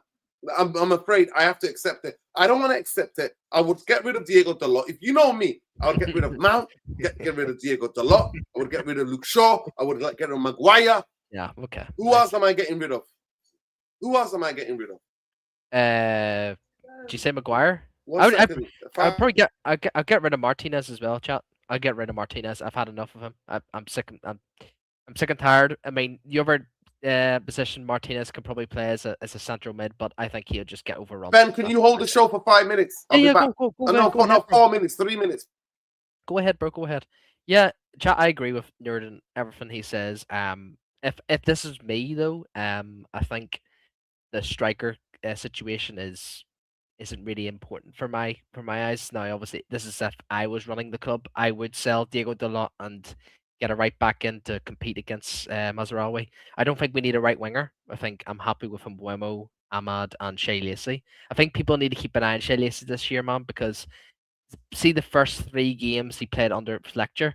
I just seen something new compared to what Ahmad's brought and Mbuemo's brought. I just see so much potential in this kid that what I seen compared to Ahmad when he was at Rangers, when he was at Sunderland. Like obviously when he was at Sunderland, he was unbelievable. But I just see something different with Shea Lacey. I don't know what it is, but I'm really looking forward to seeing him, man. I think the seventh signing needs to be a left winger for me. If it's not a striker, I would probably go with this left winger more because teams are going to start predicting on what Cunha is going to do now. The fact that Cunha goes in the inside a lot more than goes in the outside, that's just going to leave teams predicting what Cunha is going to be doing every game. And I feel like if we get see, people are saying Njai, but the thing is, I just think Njai and Cunha, people are going to think this is a horrible take, but I just think them two are similar profiles, and I feel like we need more of an explosive winger in that left on the left wing. Like see with the right wing, you've got three different profiles in terms of Mbuemo, Ahmad, and Shea Lacey. Like there are three different profiles. One of them obviously is crossing obviously with Brian Mbuemo. Obviously he can go on his right foot, he can go with his left foot and cut on the inside. He's more centrally in a way instead of actually on the wing. Whereas Ahmad's more of a wing player. Like he always utilizes the wing very well. And I think Shea Lacey's just an all round winger. I just think he's exceptional. That's just my opinion, obviously what I've seen from him. With the other side, we need the exact same. We need someone who obviously you've got Cunha and come and cut on the inside and obviously take a shot. We need someone that can cross the ball as well. I think this is the most important thing is people. Cunha's improved a lot this season. That there's been a few times where Cunha's cut through on the outside and he has whipped the cross in and it's been quite good. Like some of them are a bit questionable, but they've been good. We need, like someone just said there, we basically need a Ryan Giggs. Ryan Giggs was phenomenal with his crossing. It was absolutely phenomenal, and I think that's what Man United's been missing over these last few seasons is we haven't been feeding our forwards, and I think that all comes down to crossing. Like we need to start crossing the box a lot more, especially when we're playing against low blocks. We need to be doing that way more, man. And I love to say to you, chat, that yes, I mean you've just said it there, Tamu. That the left wing market is dead. It really is dead. Apart from Njai, I can't really think of anyone else. I mean, Jarvis speaks on Nusa from Norway. I think he's unbelievable, but I just don't think Indai from Everton. I don't want Indai. Nah, man. He's similar. Nah, my guy who does the wall. He does the wall. He pushes the wall. Nah, mate. I'm not having that. He's similar. I'm not having a wall pusher, mate. No, I told you the guy is that Fernandez for Belgium. He plays for Lille. I've seen him score goals. Saeed loves Barcola. Saeed. Oh, he's shocking. Saeed's man, mate. Barcola. Not for me, loves man. Barcola. Yeah. No, I was sent to the chat there, up the Irish, man. I was sent to the chat. I feel like Njai is too similar profile to Cunha. We can't be having two similar left wingers. We have to differentiate. So one obviously cuts in the inside in Cunha, and we need an explosive winger. That's what we've been missing in the left hand side. Obviously, Jarvis says Noose. He's mentioned Nusa would be great, but he's injury prone. He's injury prone. He's injury prone. And they're not going to sell. And Leipzig are not going to sell both Diomande and Musa in the same window, are they? There was one left winger. I remember me and you did a show on Nerdin. I think it was a Spanish guy from the French league, and we looked at his stats, and the stats were fucking phenomenal. I can't remember what was it. Hernandez, something like that from from Belgium, plays for Lille. Belgium, that's it. Yeah. I think that's the person you said. Yeah, I think I would take him. I would risk on him. Now he's coming from the French league. He can play as a striker as well. Yeah, there we go. Go and get him, and he seems to be a lot more explosive than Cunha. That's just my opinion. Though. Yeah, big up Diego. He says, remember the debut season of Januzaj. Yo, my man sold us dreams. Yeah. My man, Mateus Fernandez, Pedro, Pardo, Pardo, yeah. Pardo's rapid, Yeah, man. Listen, somebody like that, I would take 100%. Comes in on his right foot, absolutely, boom, takes it. Yeah. You know what I mean? He's rapid. Yeah, I like that. And he whips the balls in. He has like That's what we need. crazy shot conversion. Like Yeah. he shots, you know, in league. So I need people who are domestically really good. I'm not going off the World Cup hype, man. I'm not buying players. Yeah, Pardo. I'm not going off of World Cup hype. I refuse to do that. I'm not doing that. No, No never do World I. Cup hype for me. Never do I. Yeah. We've No done that with World Cup hype. Onana with Champions League finals. We did that, and look what Yeah. happened. No You know, World so Cup it is hype what for it is. me, man. Yep. No World Cup hype for me. I was just saying to the chat as well, nerd. Whilst you're away, I'm really like, no matter who we sign this season, I'm just really looking forward for Shea Lacey, man. I was saying to the chat, there's something I about hope that. Shea Lacey, the three games he played under Flechter. I Yeah. just seen something different compared to Ahmad's development, Yeah. compared to Kobe Mainu's. I just see a kid in there. I see a superstar in there. I just think he's a complete winger. I think he's the winger that can take us forward. That's just my opinion now. Obviously, I don't know what's going to happen in the next few years, but I can't wait to see this kid grow, man. I can't wait to see it. Yeah, people, definitely. Let's get to 100 likes. That's minimum for the channel, man. We need 20 more 6 likes. It costs you absolutely nothing. Just smash it. Nah, definitely. I think Lacey, I just wish him a healthy season. I really wish him a healthy season. I really, really do. That's the biggest thing. He's had injuries. He's been battled by injuries majority of his youth career at United. There's not a season where he's been out here and there. You know what I mean? So I just wish him going up to obviously taking a step up to men's football. It's going to be totally different. But I actually blame Carrick for that, like partially Carrick for that, because see when before pick up the Jarvis. Jarvis in the raid. See before Shea Lacey got injured though, Nerdin, when he played under Fletcher, it was Ruben Amram, and Ruben Amram's training wasn't intense.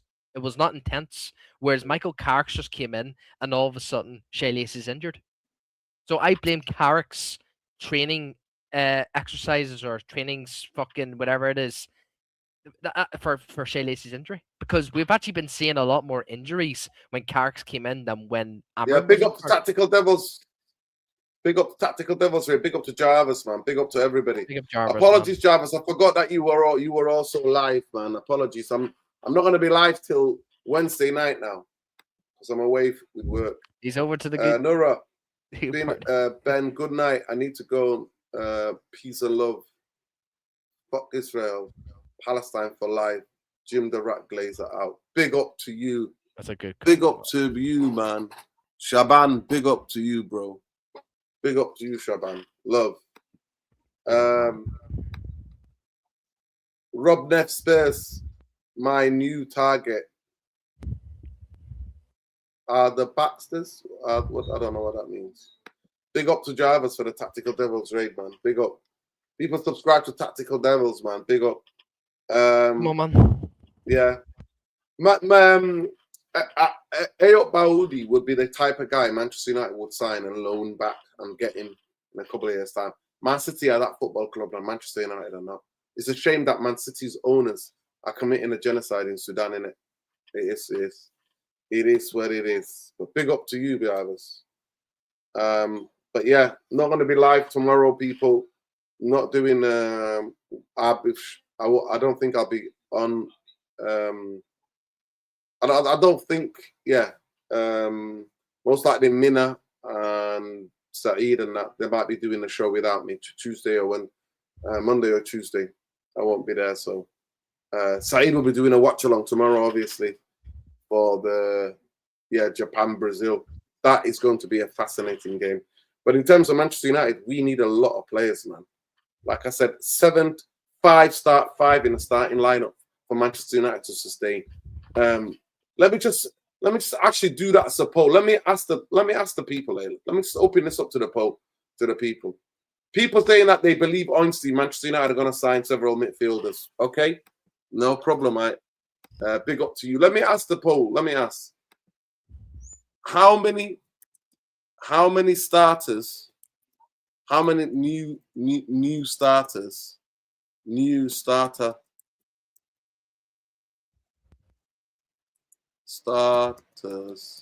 signings. I hope that makes sense. signings.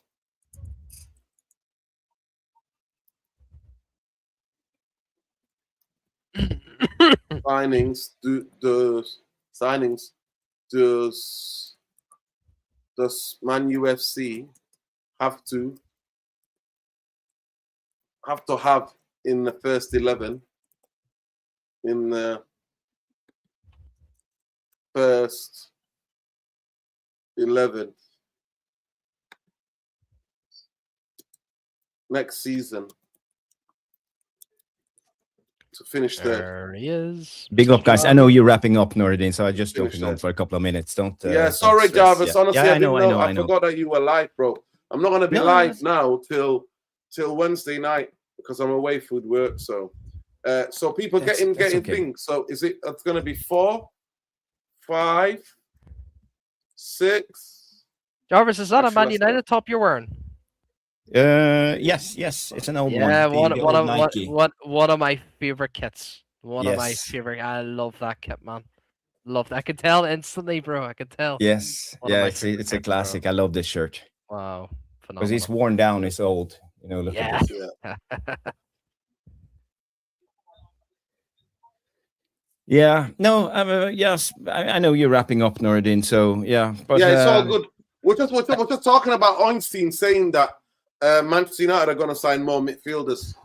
What do you think to that, Jarvis? Yeah, I think we got some good news coming out with the that the report that we will receive a compensation from for Ugarte, and we will probably receive up to £120,000 a week to cover his salary now when he's injured. So for a year that counts for about £5 to £6 million. So again, I think that's good news. So at least I think it will cover the salary of the new player we are bringing in, and so. Basically, do you believe we have funds to bring in a third midfielder or not? Because we're not selling Ugarte. I think that's a big question. Well, that's and what's our budget? Are we talking about 20 million or 50 million? No. Yeah, well, we have been linked to so many. I don't believe midfielders. And the thing, why it makes me, because all of the midfielders are different type of profiles. And I wanted to ask you, so I asked Luana the other night, actually, this is my question, Jarvis. Do you think that Kobe Mainoo and Matheus Fernandes in a double pivot will work? Will be a balanced midfield?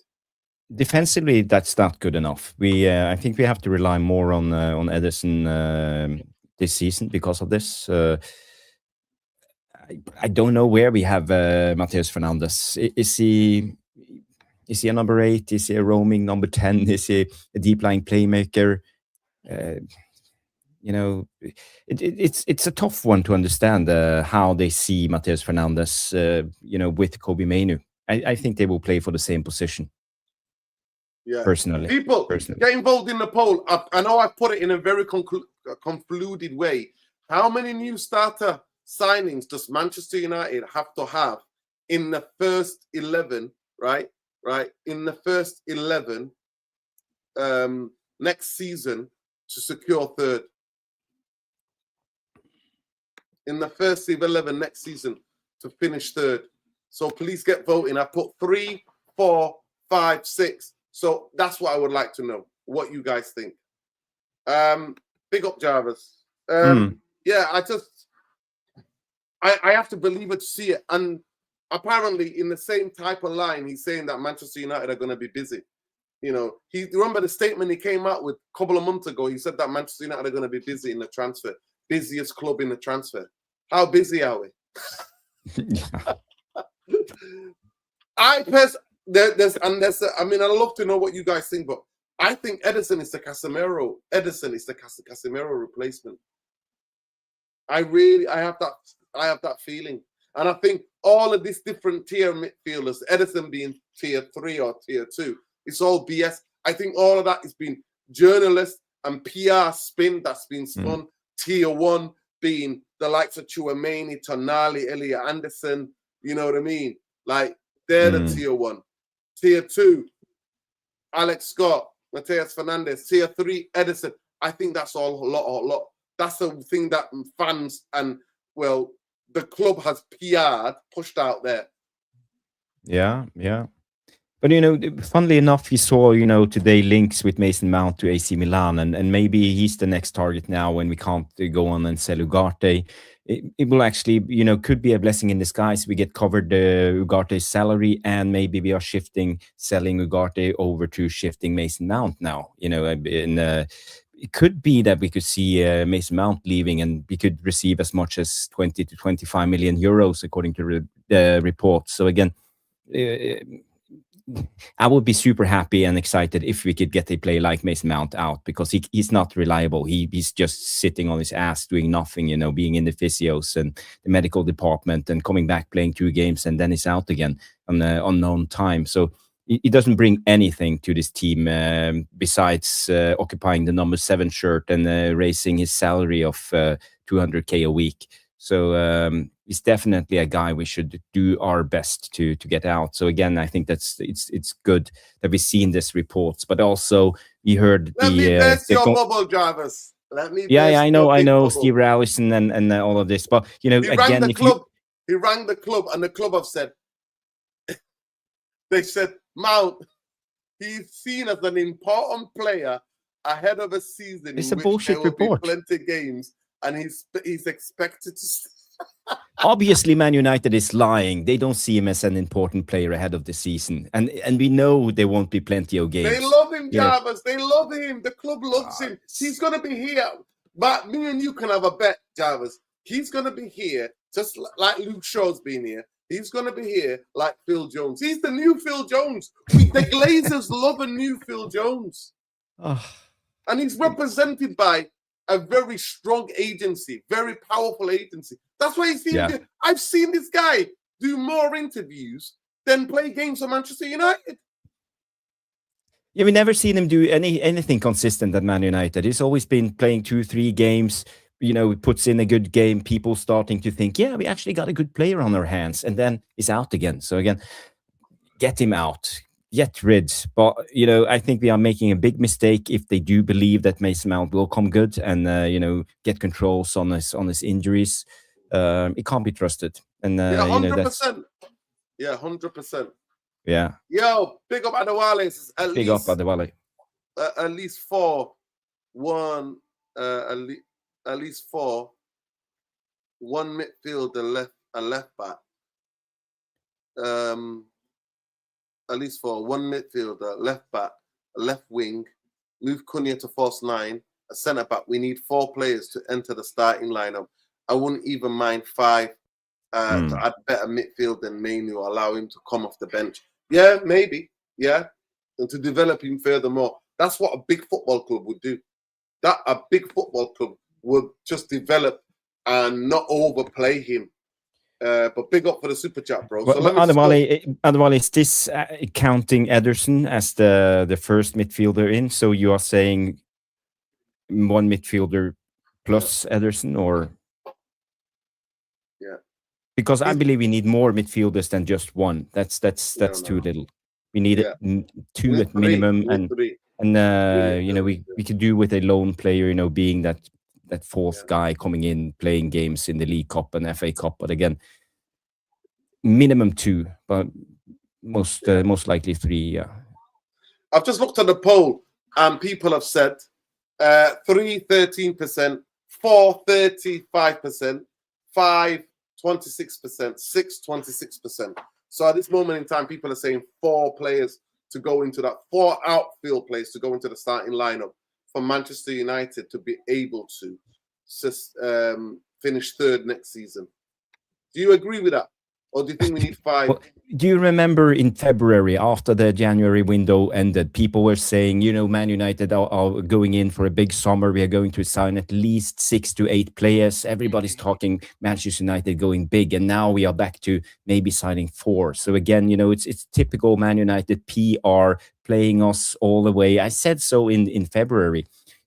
I was the pessimist on the panel, saying we are only going to sign 4 players. So I think the majority of the votes are right. I think we are on 4 players coming in. And I think this is where we are at the moment. I think the money-wise, I think we we have played ourselves off the line, trying to sit and wait, trying to negotiate with everybody, walking away when they started to make counter demands in all the negotiations. And I think we will end up with very little because of this, and maybe not getting in our first, second, and third choices, but we will be down to our fourth, fifth, and sixth choices, and I think it will leave us massively down on the quality, because there is a difference signing Fernandes compared to, for example, Elliot Anderson, and I think this is where we are at the moment. We are downgrading all the time, on the quality, and if you do that enough, I think you are in trouble. And we could be facing that scenario right now with the transfer window of Man United. And I see players like Julian Alvarez getting linked to Man United and all these bullshit reports. It might as well just link us to Mbappe and Winnie Jr. again. It's so unlikely. I can't say it enough. It's typical PR bullshit. Yeah, and Messi. Yeah. Listen, Manchester City had him. So the only club that could do that type of deal, we're not that Manchester United, Abdul. Unfortunately, the Glazers of Ineos have made sure we're not that type of football club. We're not that type of football club, whatever. Big up Space Continuing, the man who loves, who speaks for Ineos and the Glazers. You can't resist selling an injury-prone player.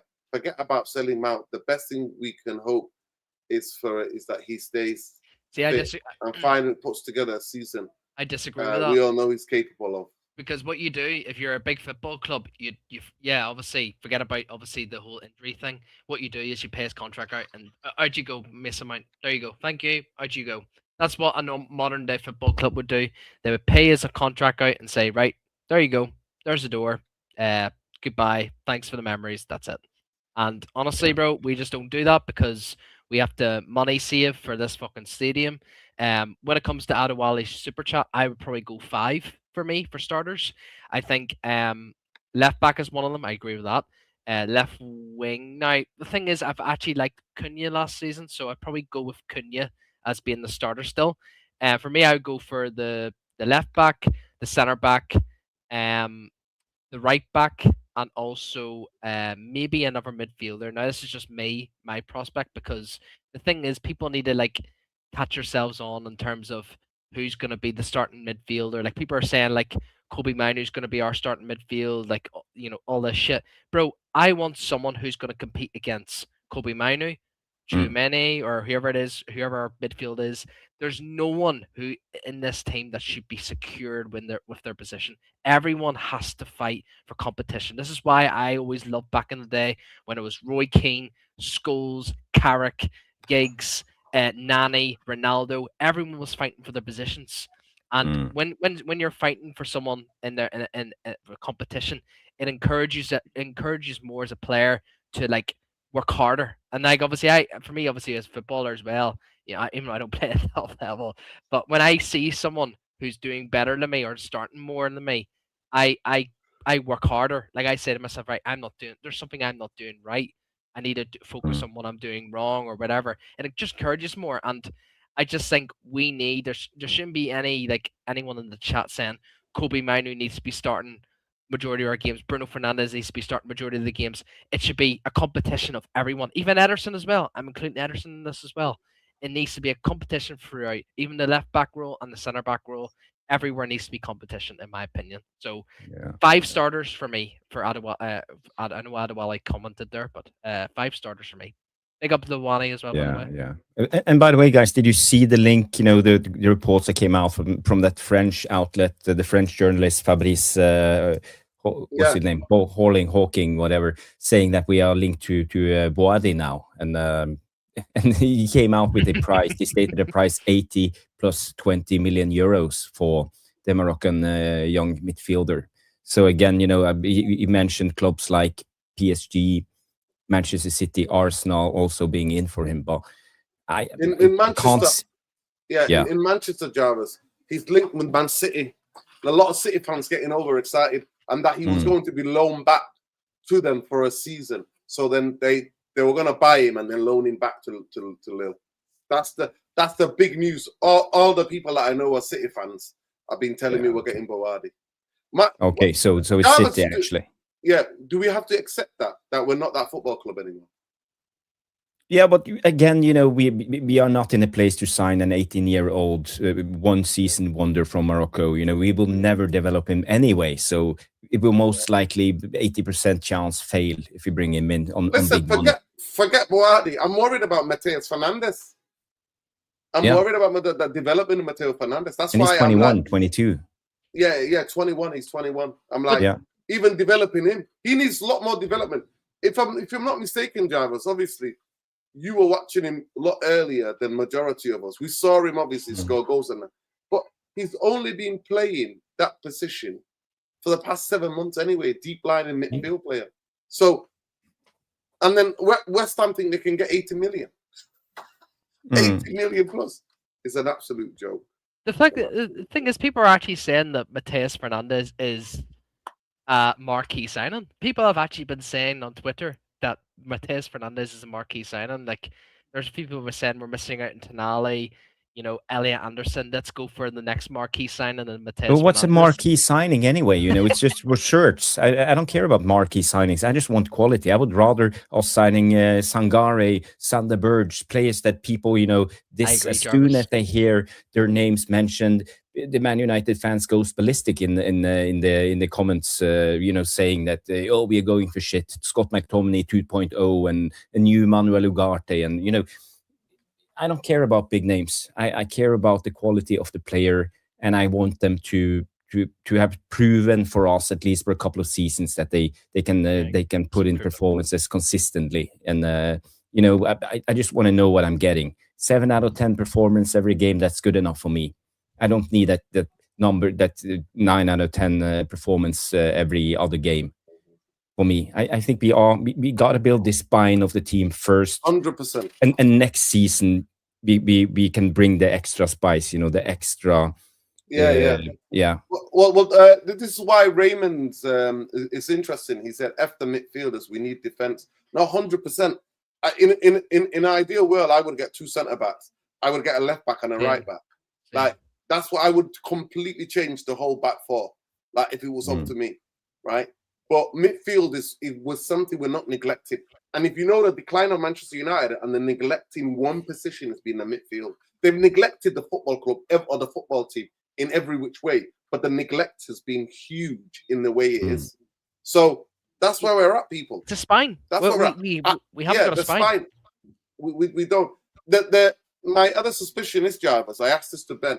I think Edison is the Ugarte, is the Casemiro replacement. Maybe I've already asked it, but I think he is. Edison is, and we don't know. Maybe he's going to be one of the best players we ever saw at Manchester United. Maybe, but we know that that's a walking league. What have you? I mean, I don't want to get into hype of players, but what have you thought of Manu Kone for France? He looks fantastic. He looks fantastic. Very good on the ball. He's very good positionally. He's strong. He's defensively. Even playing with a player like Chouameni, I can't see any of them, being the clear number 6. They both work hard up and down, and this French team looks very solid in the midfield. So Manu Kone, definitely a player we should have been linked to, but we're not. I haven't seen one link. I see sometimes Adewale put some things out on X when people are mentioning him to Man United, but no big journalists have ever said anything about him being linked to Man United, at least not recently. So I don't think we're looking at a player like him, but we definitely should. And you mentioned him years ago, Nuruddin, talking about him. So yeah, I think he's a good midfielder, very strong. But same goes for Sangare, both of them. We should just pick up both of them and be done with the midfield rebuild. Manu Kone, Sangare, no problem. The thing is, Jarvis, as well, like, we've been linked to Alex Scott as well, and like all the, and obviously Baleba, Wharton and stuff. You've just mentioned as well Sander Berge, bro. I would love Man United to get Sander Berge. I think he'd be absolutely phenomenal for us. Well, that's why I'm shocked that some United fans sticking their nose at Sander Berge. I'm like, he's a good player. I'm getting Sander Berge over Mateus Fernandes. I'm getting Berge over Mateus. Honestly. But it's not a big name signing. I think a lot of fans are deluded, by the balance. We need balance. It's his profile and his balance. It's his profile and its balance. And his balance, his profile is just phenomenal. Chemistry. It's what we need. Yes. And he can play Yeah. it. He can play so well. Obviously, Fulham do play with a 3 in a way, but it's like sort of like similar to what Bournemouth play. But Sander Berg's like confidence in a double pivot is phenomenal. It's been proven, and he plays alongside who's the other midfielder he plays alongside? Oh, he will be. It's it's Lukic and Iwobi. So Iwobi, you know, he inverts from the left hand side, or is it right hand side, and Lukic, and even Lukic is a very good midfielder. He's very strong, he is very very good, reliable. very good. Yeah. For Fulham, it's been fantastic. Time, space, and continuum. This is what we get when you are somebody who's parroting the PR stuff from this football club. Do you know why it's not realistic? Why it's not? Because the football club told us so. Jarvis just quoted before. This is going to be a huge summer. Because the club never signed players in January. So yes, I expect them to sign. You would expect sign maybe 4 players in the summer and 2 players in the January window to help the team. If you're about building a team. But they don't sign players in January, right? They don't. No. They don't sign proper players in January. Who did we sign? Heaven. Heaven is a project, future project. He's come in and played a couple of games here and there, and he's been good. Big up to him. But he's not. And what's his name? Dorgu. Yeah, he's been bit part player as well. He's not been the most in the team playing. He's another project. So the reason why I'm saying the club needs to sign, because we don't sign proper players in January, my friend. Instead, we sign kids and then throw them in the team and then leave them to hang them dry, like people have done with Dogu. How many fans? How many times has his name trended on X where people saying get rid of him? He doesn't have a clue. He can't even control the ball. Yes, it's only recently that he started to play a bit well that people jumped on the bandwagon. It's true. Do you know what's so laughable as well, with this comment? The fact that he just said, where would the money come from? Man United just got £200 million for qualifying Champions League. And also, where would the money come from? From Sir Jim Ratcliffe, from Sir Jim's pocket and from the Glazers' pocket. If they were actually decent human beings in this world, they would actually take money from their own pocket and put it into the club. But they don't, because people like you, that comment, you just get gaslighted, bro. You get gaslighted. And I've said this so many times, everyone's going to get gaslighted, and it's all come back to the it's called parroting. You know what it's called, Ben? Parroting. It's called parroting. The talking yes, that's a better. That's a better.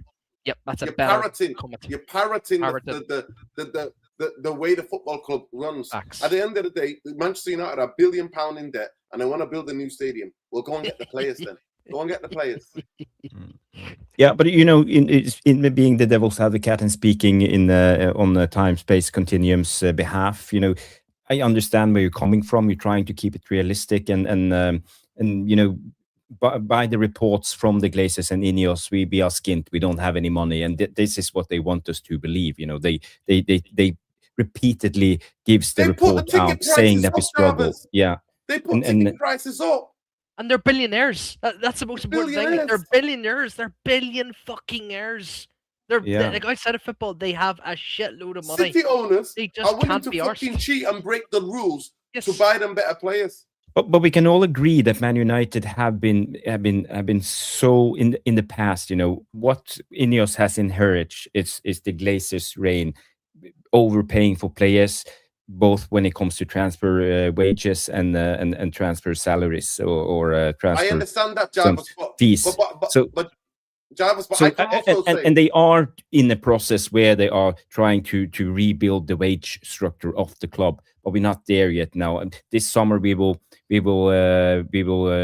stop paying for Rashford. Hopefully, Casemiro is off the books. So there's a lot of many millions coming in. So why couldn't they because do of the this. same? Why didn't they got Maguire off the books? Maguire was off the books and they put him back on the books. 100%. 100%. They should have got him off the books right away when they had a chance. I agree. But you know, I think they are in the process trying to do the right thing. He's not taking a pay cut as well, but you know what, Jarvis? Everybody said he took a pay cut. He didn't take a pay cut. He's getting paid the same. No. Yeah. He even got a raise because of the Champions League. 20% raise. I just think, like, I can understand from their perspective, like, forget about, you know, the people they are, I can literally understand why they're taking this approach because they need to save so much money for this stadium. Now that obviously Andy Bonham is about to become prime minister, that's music to their ears, man. Because they just need as much money as possible to build this stadium, and people obviously in the comments saying, oh, we need to be buying cheaper players, this, that, quantity instead of quality, it's just laughable, man. And the road they're going down is a dark path. But once again, like I said under Amram, like I said under Ten Hag, when it was me and Jarvis, the last people to defend Ten Hag, everyone was getting on to us by saying, "You are fucking delusional. Why he's back in this load of bollocks?" It's the manager. But Jarvis and I kept saying, and Erden, we all kept saying, no. No. It's these fucking vultures who are destroying our football club. They're destroying our core. And that's it, man. It just won't change until these fucking clowns are out, man. As Jimmy Wayne said it in the last show, nothing will happen till these vultures are gone, man. And I will say that. Yeah.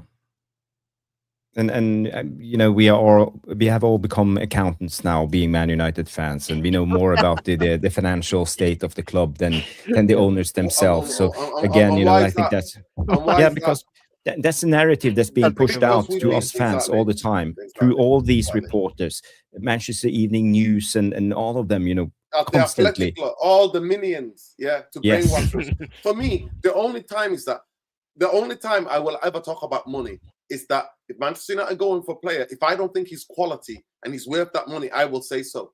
If he's worth that money, I will say so. Because Wayne Rooney was worth that money. Rio Ferdinand was worth that money. Roy Keane for a British transfer record was worth that money. Berbatov was worth that money. Those were 30 million. Rio. That's what I said. Rio Ferdinand, Roy Keane, Wayne Rooney, Berbatov. They were worth that money. Because they won trophies. They won big trophies. Not Sebastian Veron, though. He was a miss.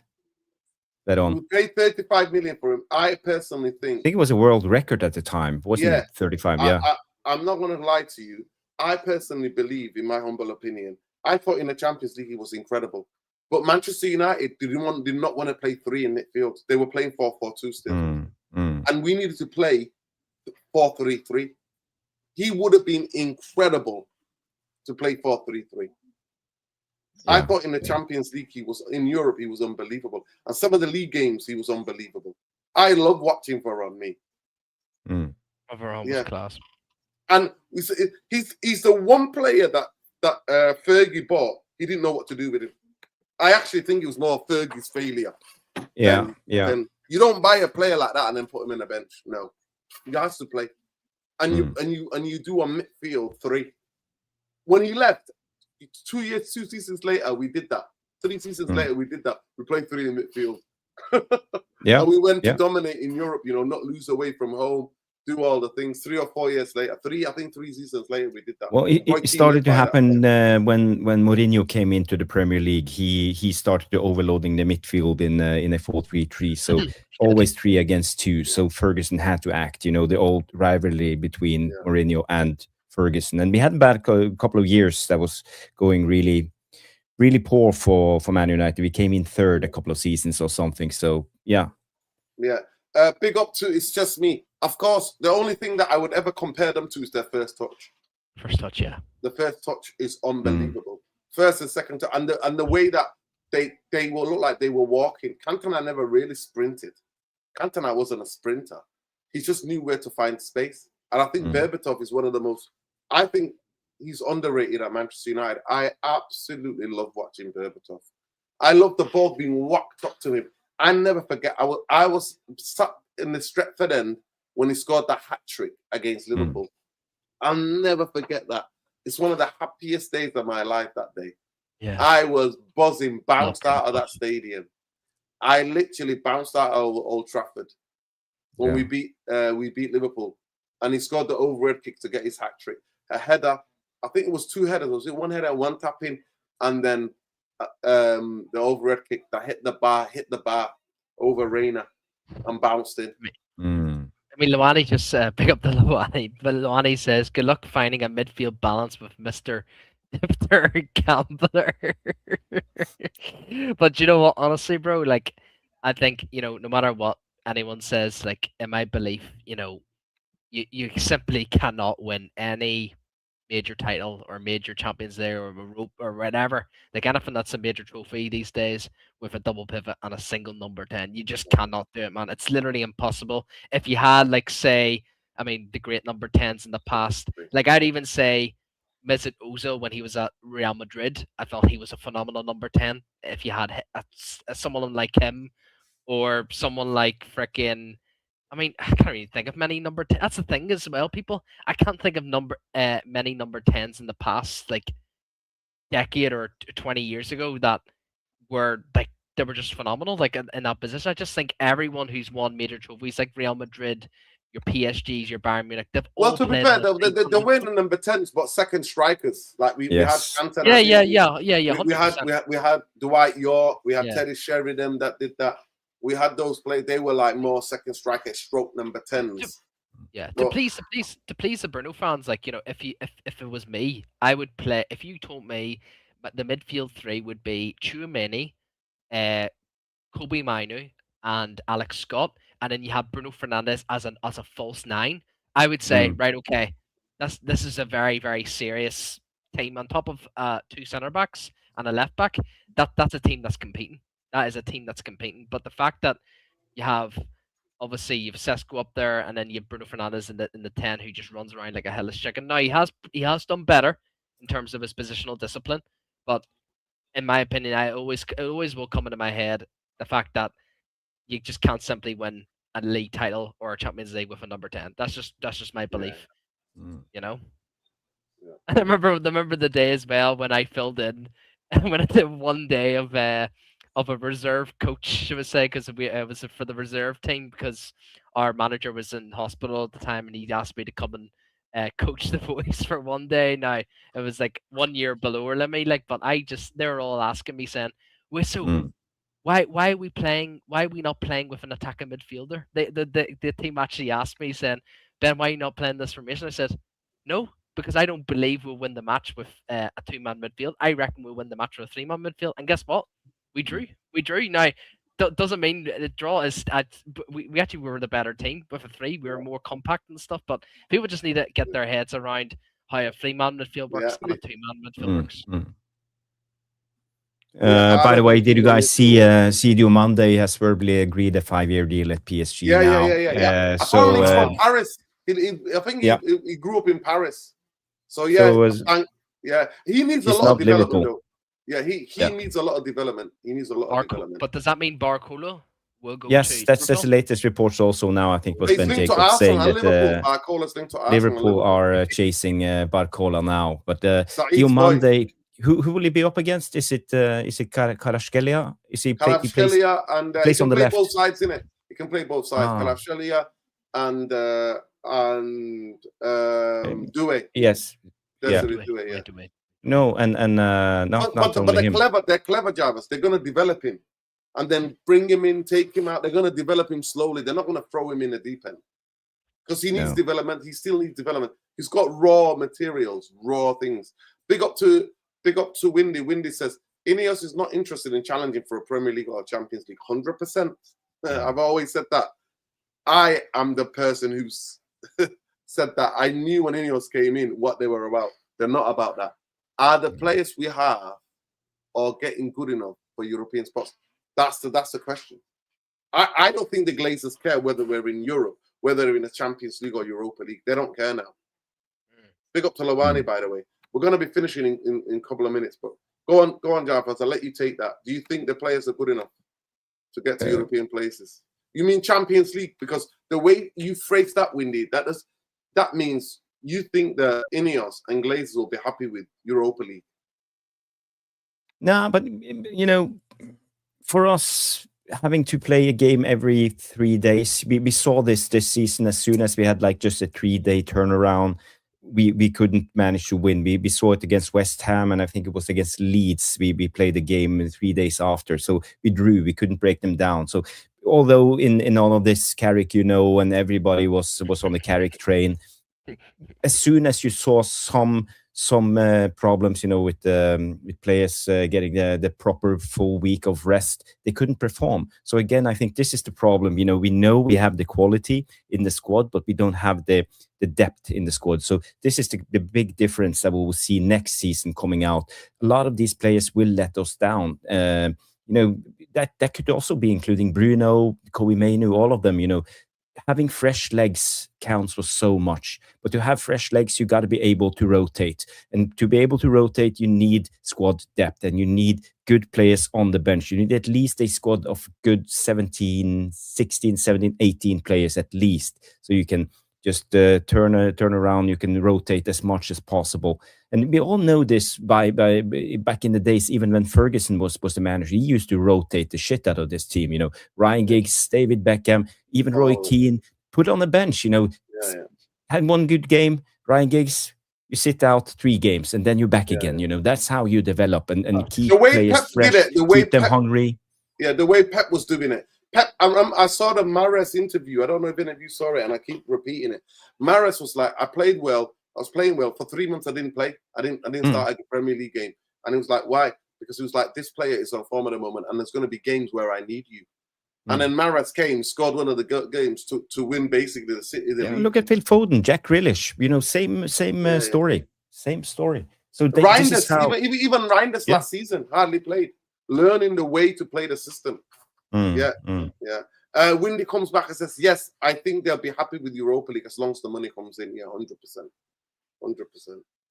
Big up Windy. Windy, have you been getting the World Cup fever over there in Washington, D.C.? Are some games taking place in Washington, D.C., or they've been taking place in Seattle? Is Seattle close to Washington, D.C.? I always forget that. No, that's Washington State. That's close. State. Washington, that's close to Seattle because that's on the West Coast. Seattle Seahawks, that's the stadium that people play in. Presume. Norway is going to Dallas to play that indoor arena, the Dallas Cowboys arena. The air conditioning. Yes, against Ivory Coast on Tuesday. I think the game is on 6 p.m. UK time, so that will be a good game. I'm looking forward to that one. And I wish. Unfortunately, it's a 50-50. I'm going away. Yeah, it's going to be. It's out on 6 o'clock UK time in. 6 o'clock UK time. It's on. Yeah. So yeah. But they still will have the watering breaks. But I think it's for Norway. I think it's an advantage that it will be air conditioned, 19 degrees, and all of this. I think that's good 100%. for the Norwegian players. So what do you think, Jarvis? How do you read it? Because me and Ben went through it. I think Norway are going to win. Me personally, you've got too much goals in your team. We have many goals, but again, we are up against Brazil. If we win the next stage, then we will meet the winner of Brazil, Japan, and if we go through, then we will meet England in the quarterfinals. What about if Norway win the World Cup, Jarvis? Nah, it won't happen. It won't happen. What about this, Jarvis, if you did? Well. No, dream, I don't want to think. I don't want to dream. I don't dare to dream, guys. No. But I think we are happy already just being here and being qualified. I think we have put our mark on the tournament. The fans, the row thing. That's a big thing. Row. So at least I think most of the Norwegian people are happy because of this. Even the politicians are getting involved. Yes, all of them. It's madness. It's madness. Yeah, big up, Luani, big up. But yeah, what are your thoughts on word advice, guys? Do not let your wife cut your hair. She will make sure nobody else looks at you. Don't worry, I will never let my missus touch my fucking hair. Let's hope Mrs. Luani is not watching. I forget. There's 2 Washingtons in the US, in it. Yeah. So Seattle is in the other side of the country. Yeah. No games in DC area. But I heard you got a cool mare. You've got a nice mare now. You're going to have a good mare. Congratulations to Aro Ambasaka and to Nzabi. Yeah. Boy, did I needed that. That gave me life. England, all the Congolese. Big up to Aaron, all my Congolese people, man. It's going to be incredible, yeah. I hope Congo beat England, man. I would love that to happen, man. Just seeing no disrespect, all the English people in the on In the X chat. just roared. Yeah. Yeah. But like it's just rivalry, it's always been rivalry. Of It's the course, same yeah. with the Scottish and the Welsh and the Irish, it's always been a Yeah. rivalry. Yeah. The Scottish team was poor this World was Cup. Yeah, shocked. you know what? Yeah, they were Apparently shocked. Scott Yeah. McTominay had a stomach bug, Jarvis. He wasn't Oh. feeling well, apparently. So McTominay, yeah. I We was feel shocked. bad for him. Ben Jacobs, he said, been talking about Norwegian centre back Langas. You know who he is, Jarvis? Langos. Yeah, I know who he is. Yeah, okay. Is he playing? Is he playing in the World Cup right now? No, he haven't played so far as I know. No, it's been But he's saying that- it's been How good Ayer, is he? the Brentford centre back. Yeah. How And, good is this Langas? Langas. How good is It's he? hard to say, seeing players play in there. Let's see where. Is he a young Langos. player, Jarvis? Is he a young player? Langos, Sondre Langos. He's I don't have all the stats. He's 25. He's actually 25. Ooh. So he plays for Derby County. Oh, okay. Mm. And he's 25, and everybody thought so. He's basically King Sol saying basically Ben Jacob keeps talking about him, saying that he's big teams. I think the fans are somewhat accountable for the club's failure. They're happy to accept the football and the manager on the dugout are the players who play for them. 100%, we agree. We're too cowardly, those of us, especially in Manchester. Smash the likes, people. Smash the like. Jarvis and Haaland are pragmatic. Must be a Norwegian thing. See how Haaland answered about playing France. Yeah, he said we will most likely lose anyway, and they will most likely win the tournament. So yeah, but he rested Playing it so down. many players of that first 11, didn't he, for the French? we rested 10 players because we need fresh legs. The turnaround 3 days is not enough for the Norwegian players. They needed that extra rest. I would rather be 100% sharp up against Ivory Coast than coming in with tired legs and only be on 80%. So I think the next game is so much more important. Although we had a calamity against France, well, I knew it right away when I saw the lineup. I don't know if you saw the penalty from Strand Larsen. Worst penalty ever on Magnan, trying to be clever with the skip and jump. So yeah, poor penalty. But again, I think it's smart from the Norwegian team. Although we took away the big Haaland Mbappe thing, but I don't care. For me, it's not important. The most important thing is to Blank says, win the do next I game. rate? Marquisio, what a player. Yeah, 100%. Oh, what a player. This random question: do you rate Marquinhos, ex-Juve player? Marquisio. Oh, the one who put Marquisio, yeah, who played next to Pogba and Piolo, yeah. He was a brilliant player, yeah. Yeah, he was a really good player. No, Jarvis, it's going to be very interesting. I think Ivory Coast, the wing, if you shut out the wide areas, I think Nusa and whoever's going to play on the other side, they're going to have to work hard. It'd probably be Sørloth. I think Oscar Bob will stay on the bench. We don't need two dribbling, attacking wingers at the same time. We would probably invert, with Sørloth the 4-4-2. I think, Sørloth. I love Sørloth, man. I Yeah. love Sørloth will so play. gutted. I think you've got goals, but the midfield is decent. That Unyai kid ran the midfield against Germany, man. I ain't gonna lie, he ran the midfield against Germany.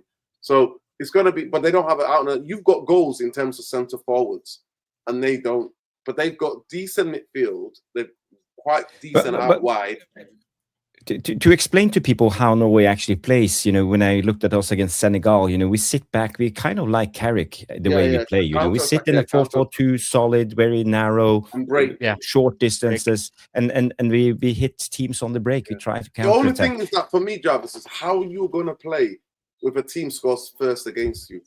Yeah, then we're left. Yeah, that's the thing. If a team scores first against you, So that's what I saw. I saw you counter-attacking. The goals that you scored, even against Iraq. Was it Iraq you played? Same thing. Yeah. Give it to Odegaard. We have runners, Sanderberg and probably Patrick Berg. Stop calling Ben a traitor, man. We all wear Adidas. Some of us do. A lot of us do. That's how it is. Things get bought for us. So stop having a go at Ben. Wait, what? Yeah, come on, guys. Be nice. Raymond, what's this, sir? I heard my name. Yeah. Oh, Raymond needs to chill. He needs to chill. Why wear the Adidas? uh, All right. Yeah. Right, yeah, right. Yeah, as I was saying, I think the Norwegian team plays on the counter, and you know the easiest way to stop Norway is to just take out Odegaard. You will take out the pass from the midfield to Haaland. So again, if Ivory Coast is sensible, they will do that, and we will have to rely on the other midfielders, Patrick Berg and Sander Berge, to be the guys to find Haaland. But again, I think that will be more difficult. So yeah. What's your thoughts on the England game? You know, up against Congo. I think England gonna win. Congo. Yeah. Congo. I think they've done remarkably well to get to where they are. I can't see them shocking England. I think I don't want them to be too defensive. I need team to attack England, which would then open them up. But they have to have a go. They have to have a go. For me, you can't sit back and think you're gonna win this. You have to have a go. We saw it today. South Africa did that. South Africa were quite passive at times. There were a couple of moments they had good approach play, but they were quite passive. Yeah. When you can't be passive. I think you have to defend well as a team, 100%. I don't mind that, but they have to go for it. They have to go for it. Yeah. Right now, I think Ivory Coast is the best African team, and probably Morocco. Senegal has been a disappointment also, you know. Absolute disappointment. Yeah. I have zero expectation. This to me is the worst Ghana team I've ever seen in a World Cup. Not just because Carlos Queiroz is the coach, but yeah. But now is the playoff. Anything can happen. You know, they can sit back. Games will go to extra time, penalties.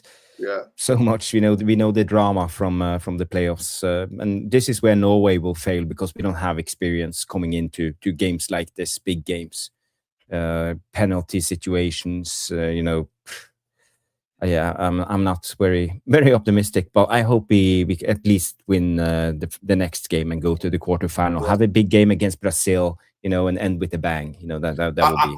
I personally think Japan could beat Brazil. I swear they could. The midfield of Brazil is so poor now with Fabinho, Casemiro, and then Bruno G. I think apparently he's linked to Arsenal, by the way. Yeah, I saw that. Arsenal, I saw that. Yeah. But they look very, very sluggish. The Brazilian midfield, very 100%. sluggish. Yeah, I mean he's only up been, against Japan, you know. The one who's with been fresh carrying legs. them. It's been fascinating. Yeah. Japan are very well organized, but if Japan go for it, if they be brave, then they can win. But if they're like a bit timid, then Brazil will beat them. Yeah, Vinny Jr. He will score goals, and Cunha they are on fire. It's been fascinating, right? So Norway, Haaland is carrying you, Mbappe, and obviously the French carrying different players, but Brazil is being clear. Vinicius has been the most brightest player in their team. Yeah. And Cunha, those two players have been the better players. Thanks. Yeah, we're not seeing Igor since after that because Cunha is just way better player. Yeah. What's your thought on? I saw someone mentioning Henderson. I also saw Granit Xhaka now being linked to Chelsea and Alonso. Mad. Yeah, I think that's a good sign. That's a brilliant. It'd be a good sign if they bought another midfielder. He's linked to Arsenal. Go back to Arsenal. No. Chelsea and Alonso. Bruno Guimaraes, yeah. Bruno Guimaraes to Arsenal. Well, that'll be a phenomenal signing if Bruno signs for Arsenal, man. That'll be a good signing. Really, really good. Can you imagine Declan Rice, Bruno, and well, I mean they're looking to sell Subamendi. Subamendi as well. You know, they're looking to sell Odegaard and bringing in Morgan Rogers. Like imagine Morgan Rogers, Rice and Bruno Guimaraes. Well, I think Arsenal have to sell. I think the Danish player. I don't know why he's there. He'll have to leave. He'll have to go somewhere. And Trossard is leaving. I think Norgard, isn't it? Norgard. Yeah, he will go back to Brentford, 100%. And Nakamura, Tanaka is brilliant. Nakamura is really good player. Yeah. That's the thing, Japan, they have a lot of energy, and I think with the sluggish Brazilian midfield, we could have a game there for Japan. Did you see the goal they scored against Sweden? Did you see the movement? Oh my God, what a goal! It was like music, bam, bam, bam, bam. Crazy. Like it was The The rotation in movement, that attack. the layoff, rotation. it just Oh. rotation. Yeah, So fantastic. that's what Brazil used to score. Mm. Japan are scoring goals that Brazil used to score. That's the type of goal Ronaldinho, Rivaldo, and Ronaldo used to score. Mm. Like bang, Mm. bang, bang, bang, bang. Next minute, the ball's to the back of the net. Yeah. Yeah. Yeah. Yeah. Yeah. Anyway, people, we could be here all day and night. You got 2 hours because I'm not going to be live till Wednesday night. Might make videos about the game tomorrow night, Brazil, Japan, and then Norway, Ivory Coast. Yeah, may the best team win. For me, I'm saying whoever plays best to win. For me, but teams have to go for it. I don't want defensive bullshit football, man. I'm not here for that. Knockouts now, go for it. Go for the throat. Win, lose, or draw, go for it. Win the hearts of the world, man. Win the hearts. Go for it. Yeah. But yeah, people, smash the like, subscribe to the channel if you're not already subscribed. And please, if you've not, go and make sure you check out Jarvis's show. Talked about Ayo Boadi and links to Manchester United. And all the other Yeah, we stuff went about through some midfield. stats and talked about the latest, Ugarte and Diomande and Mason Mount and all of this. So yeah, it's a good show. Good show, guys. Go check it out. Yeah. Anyway, people, we'll finish. Go to say check free it out, Palestine, free Lebanon, free Congo, Everyone, bro. free Sudan. So happy for Congo that they get to play in the world, and their fan Patrice Lumumba was there. Some people are angry at him because he signed the deal with a cologne spray kind of thing company. But listen, man's got to make a living. I don't. I'm not putting that on him. But yeah, free Sudan as well. After UAE, the United Arab Emirates. After state that's not real. F the war machine. And solidarity and love to the Iranian team. They were never going to go through. The USA basically and FIFA stitched them up and made sure that they were. How can you recover? They had no recovery. They had to fly back to Mexico after a big game to do. They couldn't even do a warm down. They didn't have their kit man. They didn't have all of their medical and physios and all of that. They didn't have all of those people. They didn't have all of that. Yeah. But go and check out the latest show, people. Just on here. There it is. There. Tactical Devils. People, go and check it out. But yeah, solidarity and love, man, with everybody who's been oppressed. We don't discriminate on this channel. Your orientation, your gender, your ethnicity, your religion, non-religion, wherever it is. Yeah, 100%, man. Yeah, I don't want racist England to win the World Cup. Yeah, that's how I feel. That's how I feel, man. That's how I feel too. Even though I know that it will make a lot of people happy. I won't be too sad, but I know that.